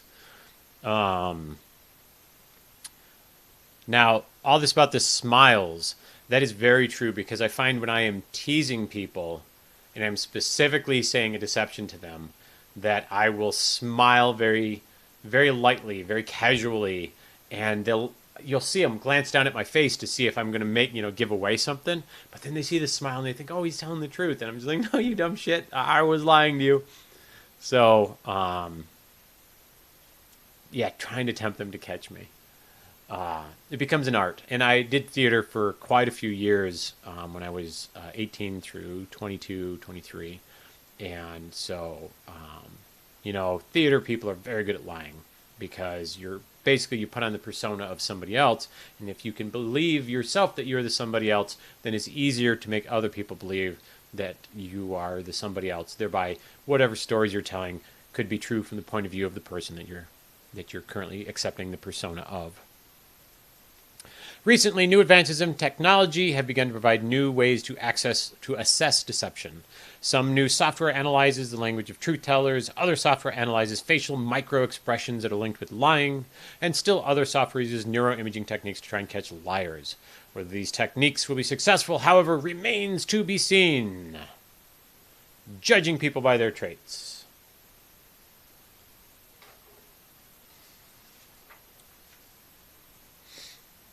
Although, I have a ton of this. This goes by a lot slower when I'm reading it. Yeah, I don't either, Zeb. But we'll just give them a pass, assuming that they aren't great with technology, but that they are okay with citations. Although we can learn some things about others by observing their physical characteristics and their nonverbal behaviors to really understand them, we will eventually need to know their personality traits. Traits are important because they are basic language by which we understand and communicate about people. When we talk about other people, we describe them using trait terms. Our friends are fun, creative, crazy in a good way, or quiet, serious, and controlling. The language of traits is a powerful one. Indeed, there are over 18,000 trait terms in the English language, which subsequently makes it very difficult for psychologists to always accurately or adequately determine people's personality traits, because people, when they're doing self-report tests, will report in language and words that they understand. So you can get a lot of errors based off of misunderstanding of descriptors.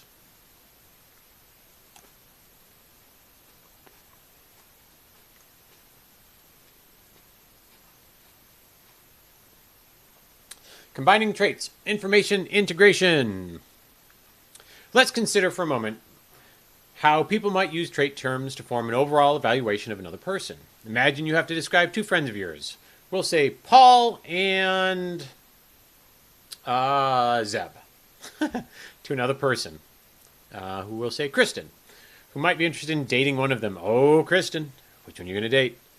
You probably describe the two men in terms of their physical features first, but then you'll want to say something about their personalities. Let's say that you want to make both Paul and Zeb sound as good as possible to Kristen, but you also want to be honest and not influence her one way or the other. How would you do that? You would probably start by mentioning their positive traits. Paul is intelligent and serious. Zeb is fun and exciting, but to be fair, you would also need to mention their negative traits. Paul sometimes seems depressed, and and Zeb can be inconsiderate. Sometimes he doesn't show up on time. You're the obvious choice, Zeb. Oh, Eli swooping in. He's the clever bastard. Pastor Jeb, I didn't list you. No, we'll put your name in for the next one. You might figure that Kristen will just combine whatever information you give her, perhaps in a mathematical way. For instance, she might listen to all the traits that you mention, decide how positive or negative each one is, and then add the traits together or average them. Yeah, everybody's done that, especially when you're a teenager. The good versus the bad. Eli swoops in and lands in the friend zone. Zeb coming in with the zing. Research has found that people do exactly that, both for strangers and for people they know very well. Consider what would happen if you gave Kristen the following information. Paul is smart, serious, kind, and sad. Zeb is fun, happy, selfish, and inconsiderate. Zeb. So selfish. Kristen might decide to score each trait on a scale of +5, very positive, and -5, very negative. Once she has these numbers, she could then either add them together or average them for an overall judgment. All right, Paul came in with the +6 for the sum and an average of 1.5. Oh, Zeb, man, that's selfish and inconsiderateness. Gives you a -4 sum with a -1 average. Looks like it's going to be Paul. Based on this scoring, Kristen would probably decide that she likes Paul more than Zeb. Of course, different people might weigh the traits in somewhat different ways, and this would leave different people to draw different impressions about Paul and Zeb. But there is pretty good agreement among most people about the meaning of traits, at least in terms of overall positivity or negativity of each trait, and thus, most people would be likely to draw similar conclusions. Now imagine that you later thought of some other new, moderately positive characteristics about Paul, that he was also careful and helpful. It's funny because we did pick well for Paul. Honestly, I would describe, although I would never say, I never saw Paul as sad. So that one I would definitely not say, but he is thoughtful. What did we? Paul was smart, serious, kind. I never saw him sad. He might be. I don't honestly know. But I never saw him that way. And he was careful and he was helpful. And Paul was very considerate, too. For the most part. A little rude to me every now and then, but, it's not like I didn't deserve it. Whether you told her about them or not might depend on how you thought they would affect her overall impression of Paul. Perhaps these new traits would make Kristen like Paul more. After all, they do add new positive information about him, but perhaps they might make her like him less if the new moderately positive information diluted the existing positive impression she has already formed about him.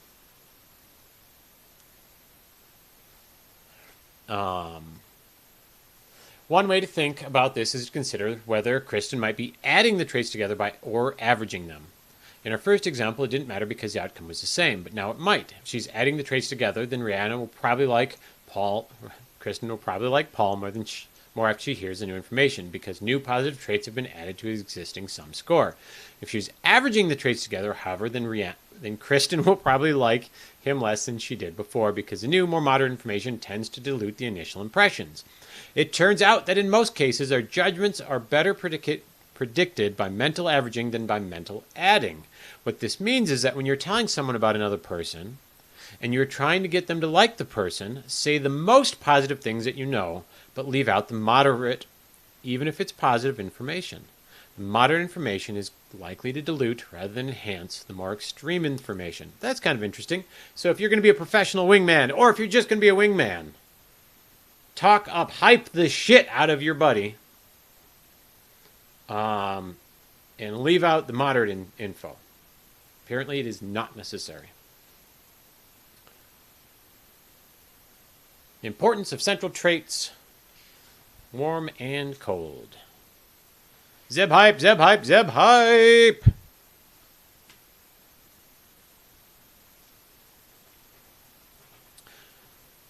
Although the averaging model is quite good at predicting final impressions, it's not perfect.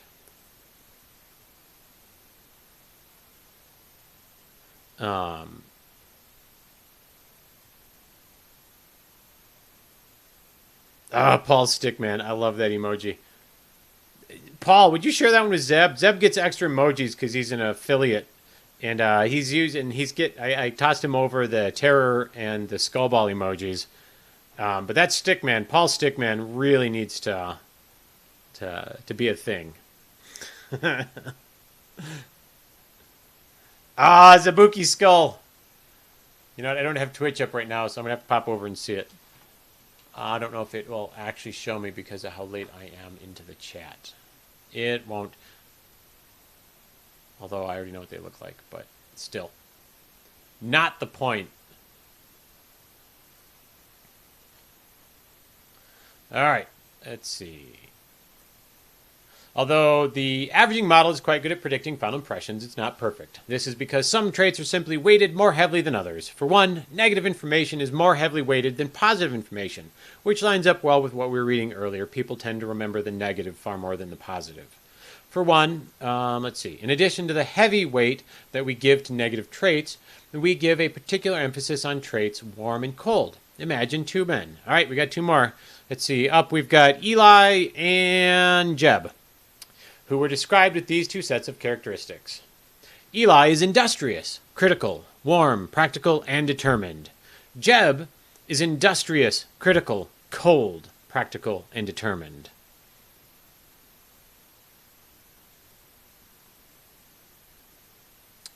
Eli's chiming in. We got a little bit of discussion at the friend zone there. Sexist in your opinion because it's implying that her choice isn't valid, like she owes you something because you like her. Eli, I can see where you're coming from for that. However, that presupposes that friend zone is just a male belief. I have put women in the friend zone. I enjoy spending time with them. I enjoy their company. However, I have no romantic inclination with them whatsoever. I think more generally speaking, friend zone is taken in a negative connotation if it's something that you feel you've been put in and you don't deserve to be, versus friend zone of where you just have the opposite, a non-sexual yet mutual friendship with somebody. I don't think it, strictly speaking, needs to imply that one person or the other feels that they deserve some kind of physical or sexual relationship. So I do see the point of view. I just think it might be a little bit too narrow of scope when looking at it in that direction. I'm going to put you in the friend zone, Eli. I'm not going to have sex with you at all.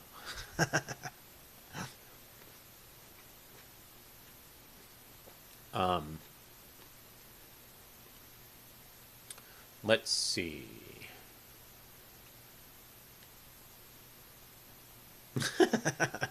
Sorry, I just saw what you wrote, Eli.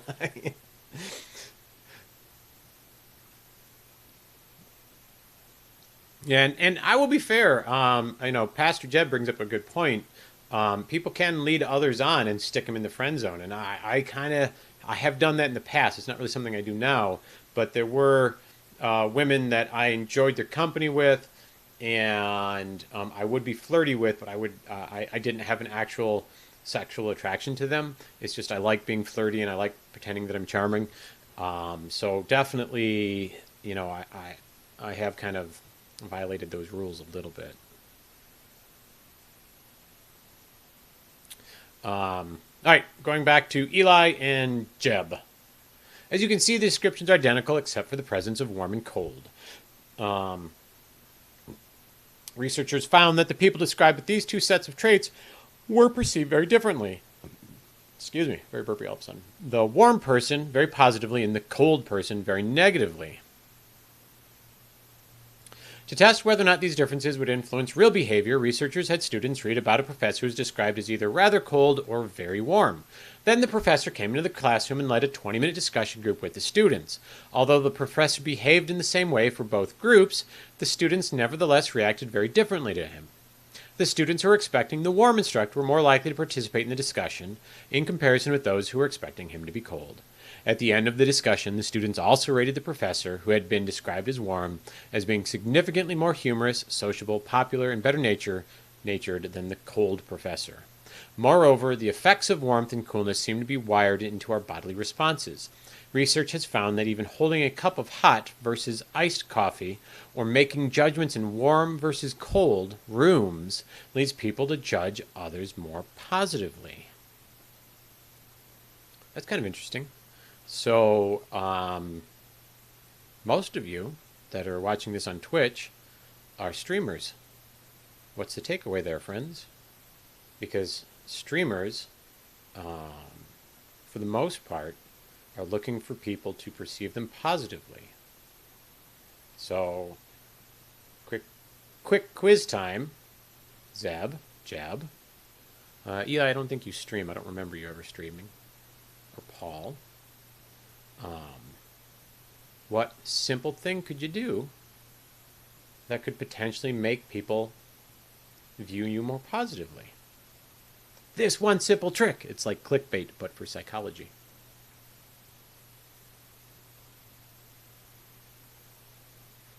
Well, smile, but specifically speaking, because that's going for nonverbal cues versus other things just listed. If you had a cup of, and you could just say it's hot coffee. If you just said the room is very warm. And I've been getting a ton of spam lately. Let's see who this is. This is Scott.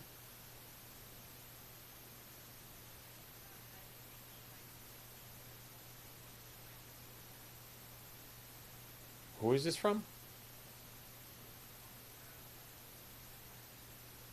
What is that?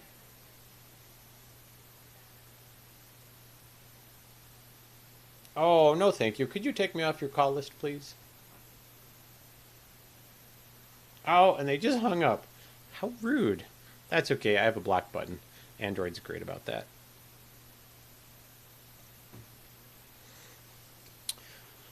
Nick Saga, a science question. Yeah. Tell people the room is warm. Tell them you're drinking a hot cup of coffee. No, it was a mortgage lender. Rate finder saying that they were trying to pre-qualify me for a mortgage. I already have a mortgage. I don't currently have a job, so if you want to give me a lower mortgage without me having income, that's fantastic.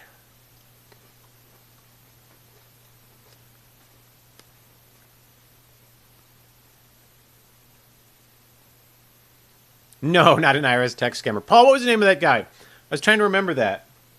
What's the name of the dude that does the that you had us watching towards the end? Kit Boga. Oh, that guy was hilarious. I'm gonna write that down because I did enjoy watching him while I was doing other stuff, when I was working on stuff. Boop boop badoop. All right. In short, the particular dimension, warm versus cold, makes a big difference in how we perceive people. Much bigger than do other traits.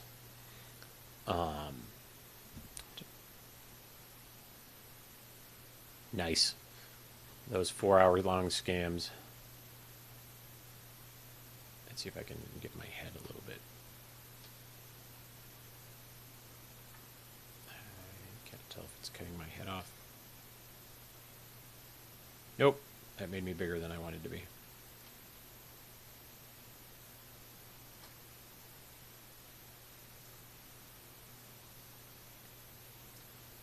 Oh well, we'll lock that back up. I'll just lean back.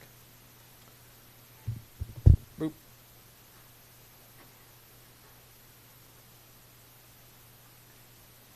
Let's see, Oculus Start, Oculus Quest. Oh, that reminds me, Paul, I got to put on the QA/QC. What we could do, I want to do a roundtable. Well, I got you here, Paul. I would love to be able to get on a Discord voice with you, Precog, Plague, even Steve, on ideas that we could roundtable to have Twitch integration for Kate. I loved a lot of what you had, a lot of the stuff you had come up with, and I just figure, I know, Plague does a ton of streaming, so I thought maybe you'd have some good ideas. Actually, Zeb might be really good with that too. He's played more Kate than anybody else.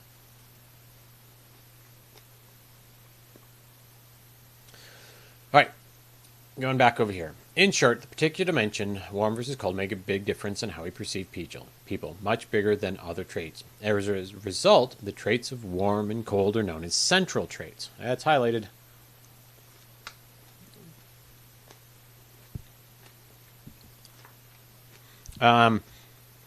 Zeb, specifically what I'm talking about is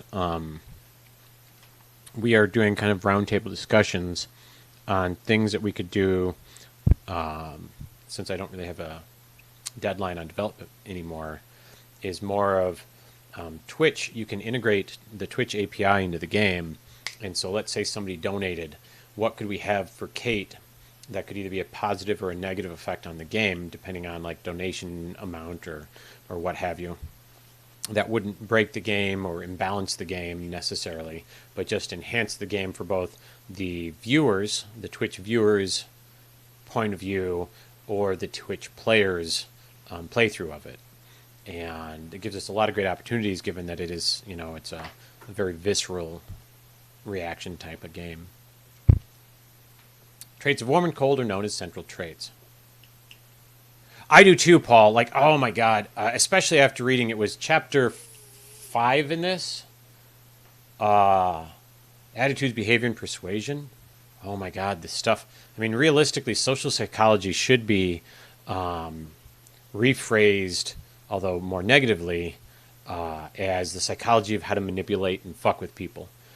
Because it is entirely about how do you read other people and how do you influence other people. And a lot of this plays so heavily well into a horror game.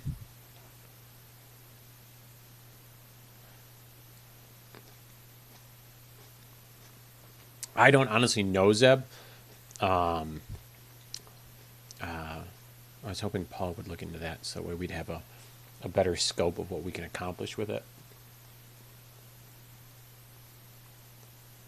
Because otherwise, if there's not, the only integration I could see would be some kind of, well, it'd have to be bits, wouldn't it? Because what other thing can the user do? The powerful influence on central traits is due to two things. For one, they lead us to make inferences about other traits that might have been mentioned. The students who heard the professor was warm might also have assumed that he had other positive traits, maybe nice and funny, in comparison to who heard those that he was cold. Second, the most important central traits are also color our perceptions of the other traits that surround them. When a person is described as warm and intelligent, the meaning of intelligent seems a lot better than does the term intelligent in the context of a person who is also cold. Overall, the message is clear. If you want to get someone to like you, try to act in a warm manner toward them. Be friendly, nice, interested in what they have to say. This attention you pay to the other will be more powerful than any other characteristics that you might try to display to them. Sub, follow, bits, chat voting. See, that's the thing. Put some thought into that, Zeb. I'd love to get your feedback on that. Like if you add, like you donate, you put in 100 bits, one of the lights gets turned back on. That'd be kind of a good idea. But if you donate 500 bits, one of the lights gets turned off. Because I have a feeling that people would try to fuck with this Twitch streamer more than they try to help him. Is there a way of discerning between the bits? So you could have like 100 of this, turns the light off, versus 100 of that, turns the light on.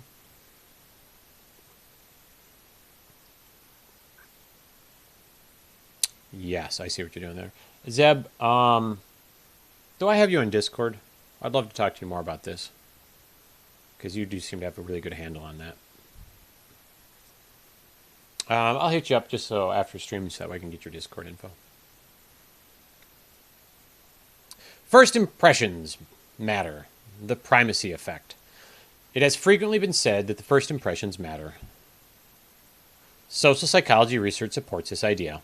Information that we first learn is weighted more heavily than information that comes later. This is known as the primacy effect.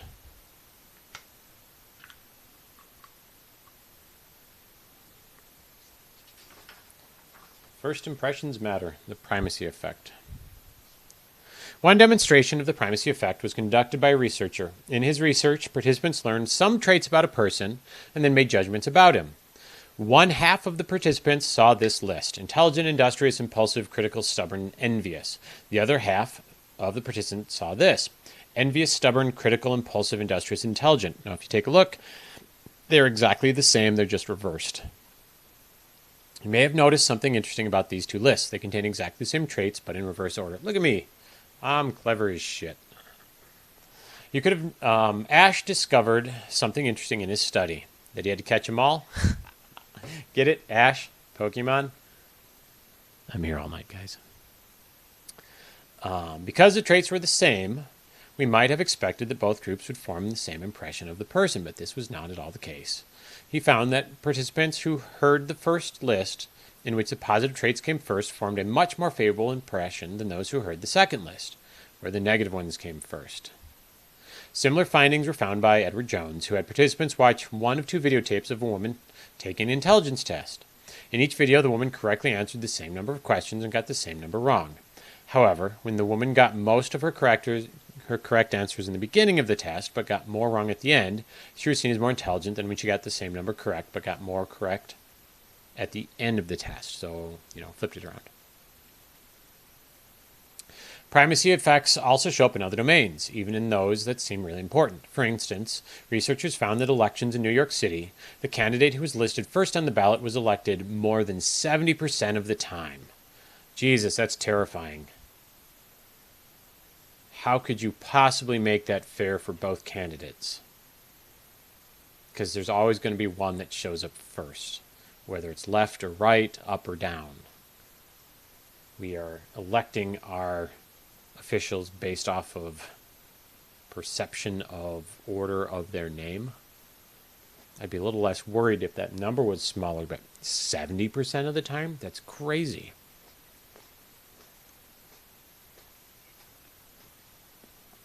Random order on ballots? Yeah, because our balloting system is so unflawed as it is right now.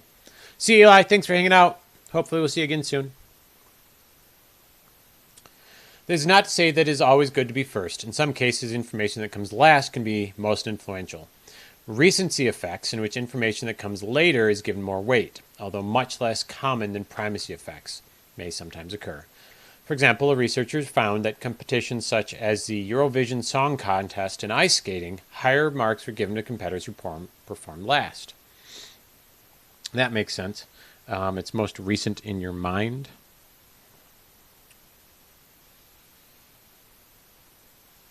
So I wonder if it has anything to do with how long it takes to view or how much time you've been viewing something. Because if you just read a list of 6 descriptors of a person that takes you 3 seconds to do versus if you have to watch a 5-minute skate and then you had to watch 20 of them. Considering the primacy effect in terms of cognitive processes central to human information processing leads us to understand why it can be so powerful. For one, humans are cognitive misers. Because we desire to conserve our energy, we are more likely to pay more attention to the information that comes first and less likely to attend to information that comes later. In fact, when people read a series of statements about a person, the amount of time they spend reading the items declines with each new information. Not surprisingly, then, we are more likely to show the primacy effect when we are tired than when we are wide awake, and when we are distracted than we are paying attention. So that does go very much in line with what I was suggesting. Another reason for the primacy effect is that the early traits lead us to form an initial expectancy about the person. And once that expectancy is formed, we tend to process information in ways that keep the expectancy intact. This, of course, is a classic case of assimilation. Once we have developed a schema, and if you guys remember, schemas are just a way of categorizing information that we use to quickly facilitate information about subjects we already know about. It becomes difficult to change it. If we learn that a person is intelligent and industrious, those traits become cognitively accessible, which leads us to develop an expectancy about the person. When the information about the negative features comes later, these negatives will be assimilated into the existing knowledge more than the existing knowledge is accommodated to fit the new information. Once we have formed a positive impression, the new and negative information just doesn't seem as bad as it might have been when we learned it first. On the other hand, if we learn negatives first, the opposite happens. The positives don't seem so positive when we get to them. Think about that. If you meet somebody that, let's say, a friend of yours has been talking some trash about for a long time, oh, this guy's a jerk, oh, he's so rude, he's so grumpy, he's so mean, he always says dickish things. And then you get to meet that other person in a new setting. Oh, hey, this is Scott, which we've already talked about, and then you've already been prepped to think that Scott is such a huge asshole, but then his charming, kind demeanor doesn't seem to overweigh that first information that was given to you. So, the lesson there is be careful about, that's kind of the, oh, bastard. I got some spiders for you, buddy.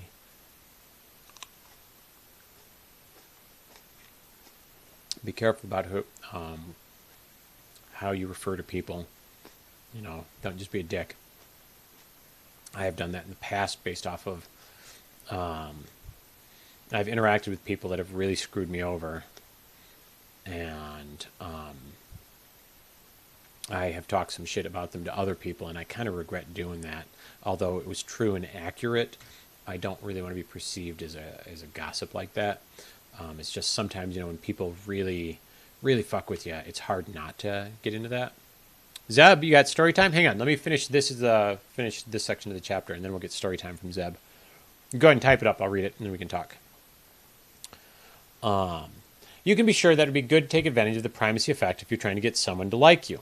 Begin with your positive characteristics, and only bring the negatives up later. That would be kind of a good thing if you're on the dating circuit. If you first sit down and you want to talk, and you're on the first date, and the first 10 seconds you're meeting somebody, try and bring up your positive stuff without making yourself sound like you're really hyping yourself. But don't launch with, oh, I'm really quiet, I'm shy, and I don't like going out, and I don't like doing this, and I don't like eating that. Start with, I really like reading. I like spending time, at home and watching some new cinema and reading books, because that's another great way of saying you're shy, right? But without that negative spin on it. This will create a much better outcome than beginning with negatives. And if your instructor is going to write a recommendation for you, she'll likely do the same thing. She'll put your good qualities first and save the poorer ones, if you have any, for the second page of the letter. Key takeaways. Every day we must size up people we interact with. The process of doing this is known as person perception. We can form a wide variety of initial impressions of others quickly and often quite accurately. We can do that. Nonverbal behavior is communication that does not involve speaking, including facial expressions, body language, touching, voice patterns, interpersonal distance. The particular nonverbal behaviors that we use, as well as their meanings, are determined by social norms, and these may vary across cultures.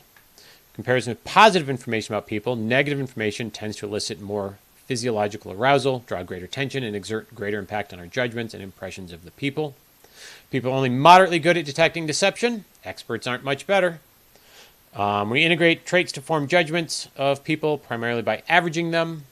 Negative and central traits have a large effect on our impressions of others, and the primacy effect occurs because we pay more attention to information that comes first, and also initial information colors how we perceive information that comes later. Look at all them references.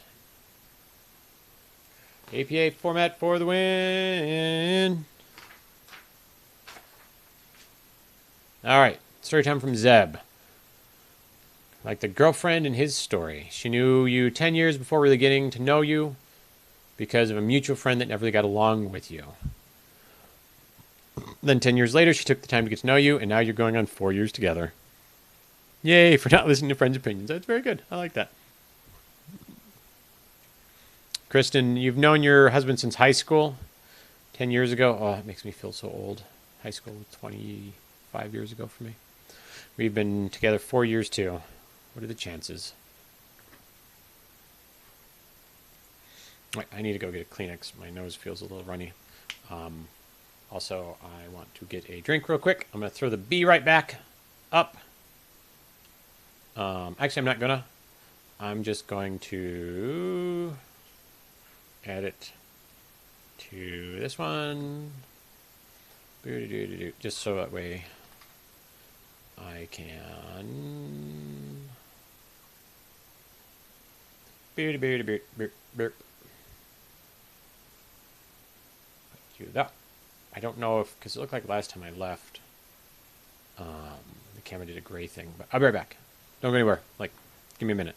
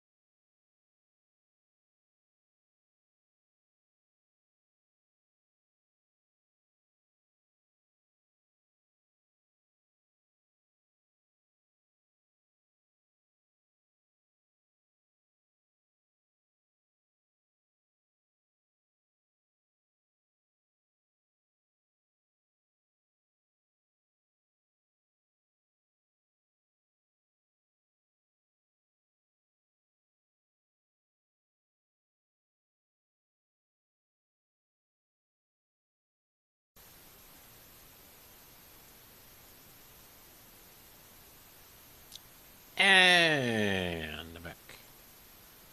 Go away, BRB. Inferring dispositions using causal attribution. Good times. 261. 20 pages. Versus... What was that like? Yeah, it was 20 pages.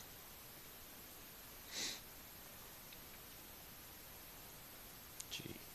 Thanks, Adobe.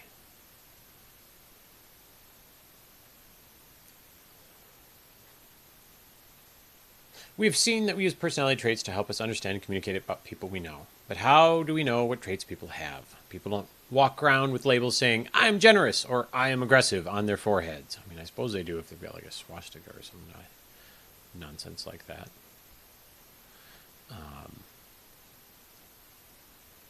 In some cases, we may learn about a person indirectly, for instance, through the comments that other people make about that person.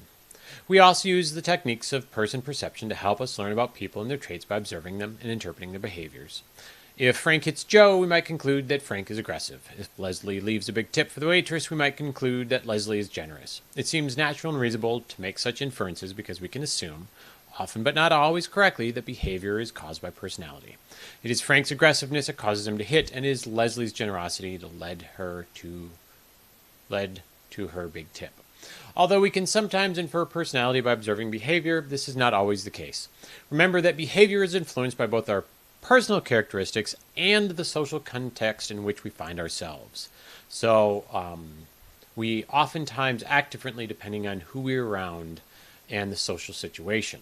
So I may tip bigger if I'm on a first date and I want to impress the woman versus if I'm just eating by myself. What this means is the behavior we observe other people engaging in might not always be the reflective of their personality. The behavior might have been caused by the situation rather than by the underlying person characteristics. Perhaps Frank hit Joe not because he is a really aggressive person, but because Joe insulted or provoked him first. And perhaps Leslie left a big tip in order to impress her friends rather than because she is truly generous. Because behavior is determined by both the person and the situation, we must attempt to determine which of these two causes actually determine the behavior. The process of trying to determine the causes of people's behavior is known as causal attribution.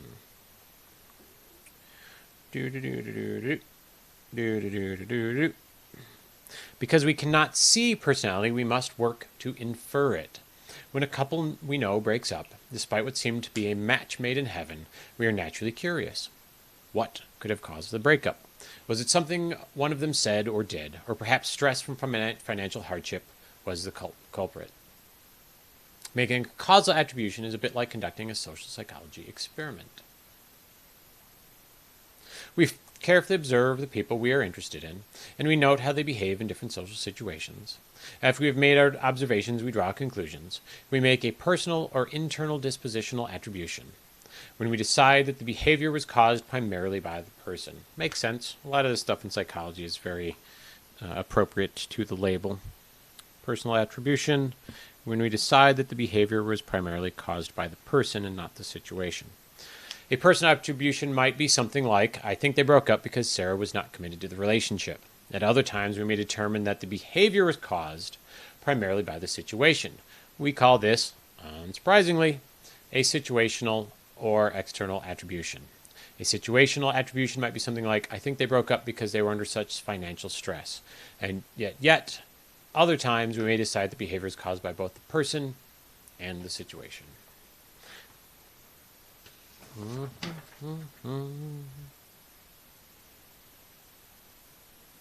none of that is terribly difficult to remember, I like highlighting to just stick the landing in the memory.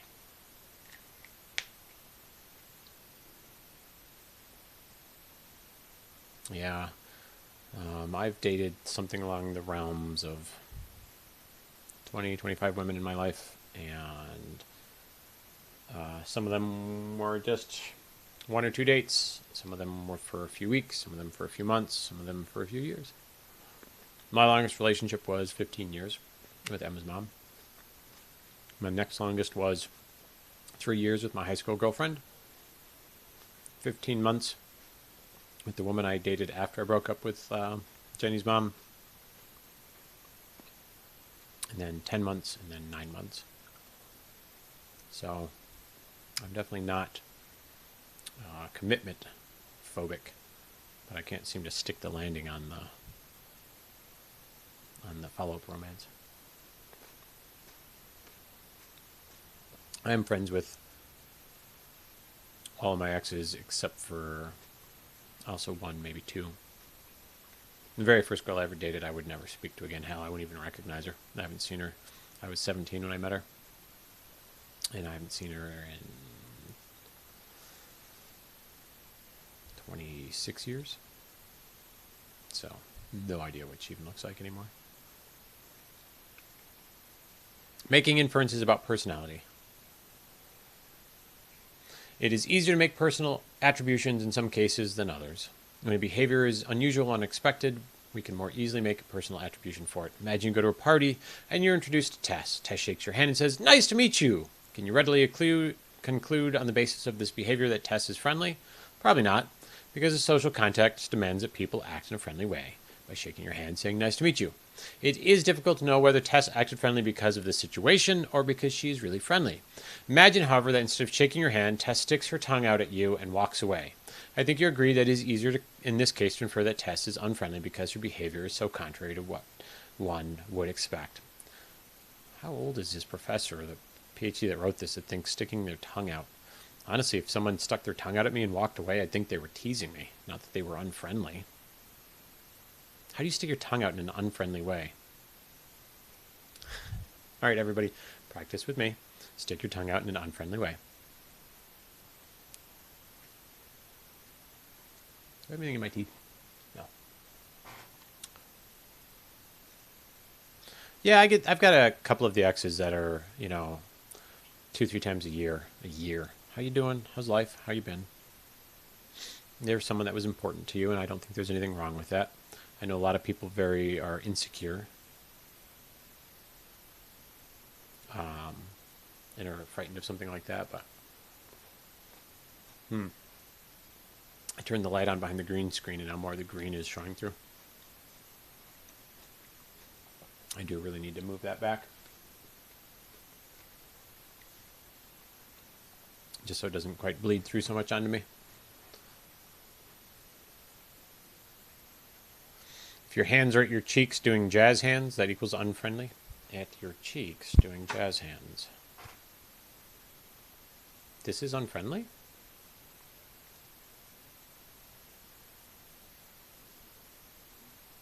I think I have that knit eyebrows bit. There we go.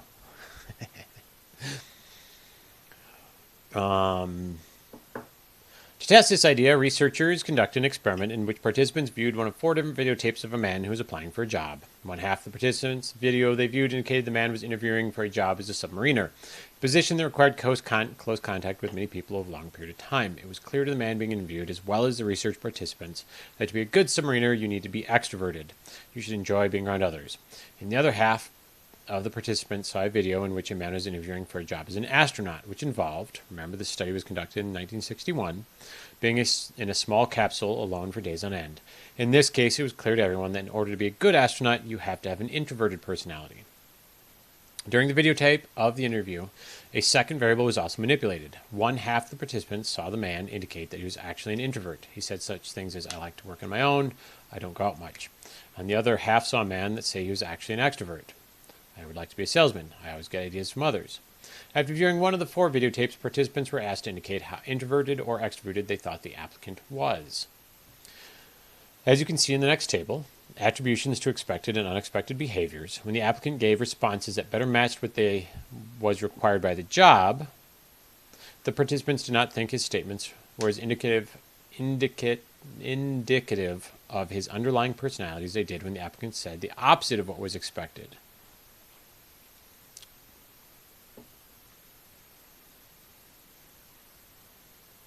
We're more likely to draw personal attributions when a behavior is unexpected. The numbers represent the percentage of extroverted responses the participants believe the job applicant would actually endorse if we're telling the complete truth. Participants more likely believe that the applicant was extroverted, 91%, and more introverted, 45%, when he said he did not have the personality or traits required by the job, and when he said he did have the personality traits required by the job.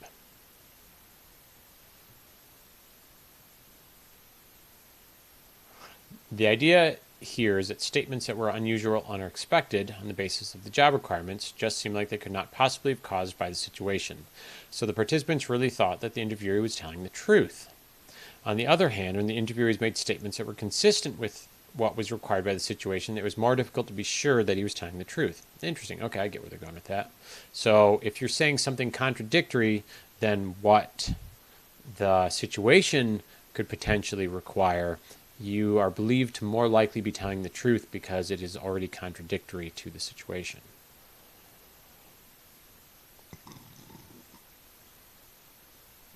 We can also make personal attributions more easily when we know that the person had a choice in the behavior. If a person chooses to be friendly, even in situations in which he might not be, this probably means that he is friendly.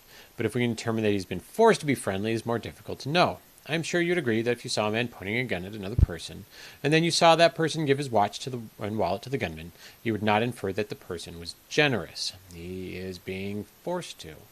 Jones and Harris had student participants in a study read essays that had been written by other students, Half the participants thought that the students had chosen the essay topics, whereas the other half thought that the students had been assigned the topics by the professor. The participants were more likely to make a personal attribution that the students really believed the essay that they were writing had chosen their topics rather than been assigned. So if they thought that the topic was chosen,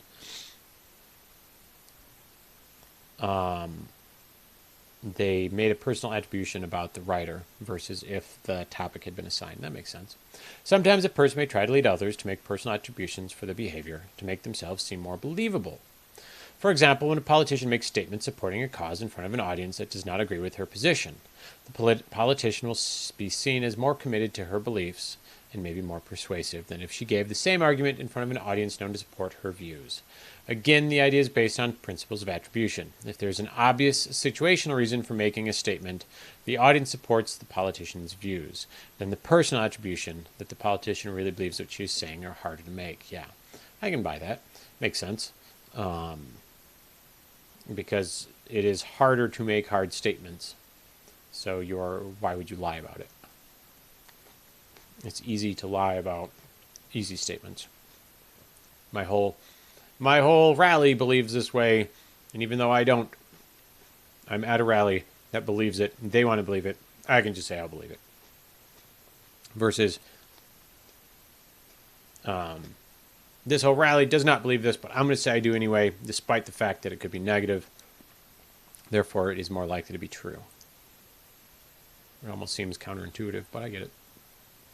Detecting the covariation between personality and behavior. How long have we been going on today? Just out of curiosity. Almost 3 hours.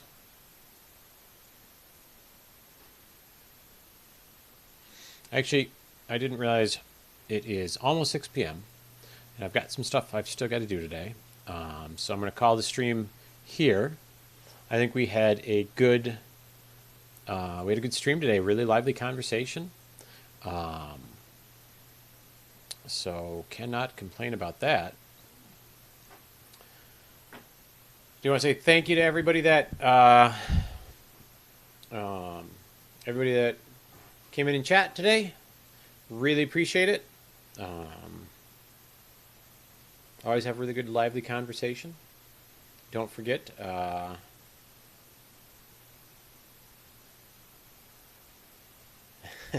It's really hit or miss right now because I do it more when the mood strikes me and when I have an exam coming up. Other times I'm working on Kate. Other times I'm hanging out with Ems or friends. So, are you in Discord right now, Zeb? Because I'd like to grab you and shove you in to our internal chat. But otherwise, I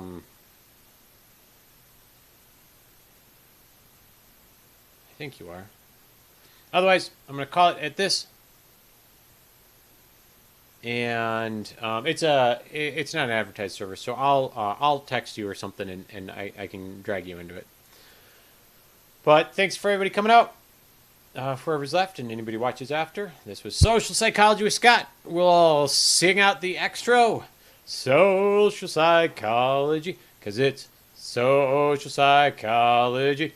Social Psychology. Oh yeah, it's Social Psychology.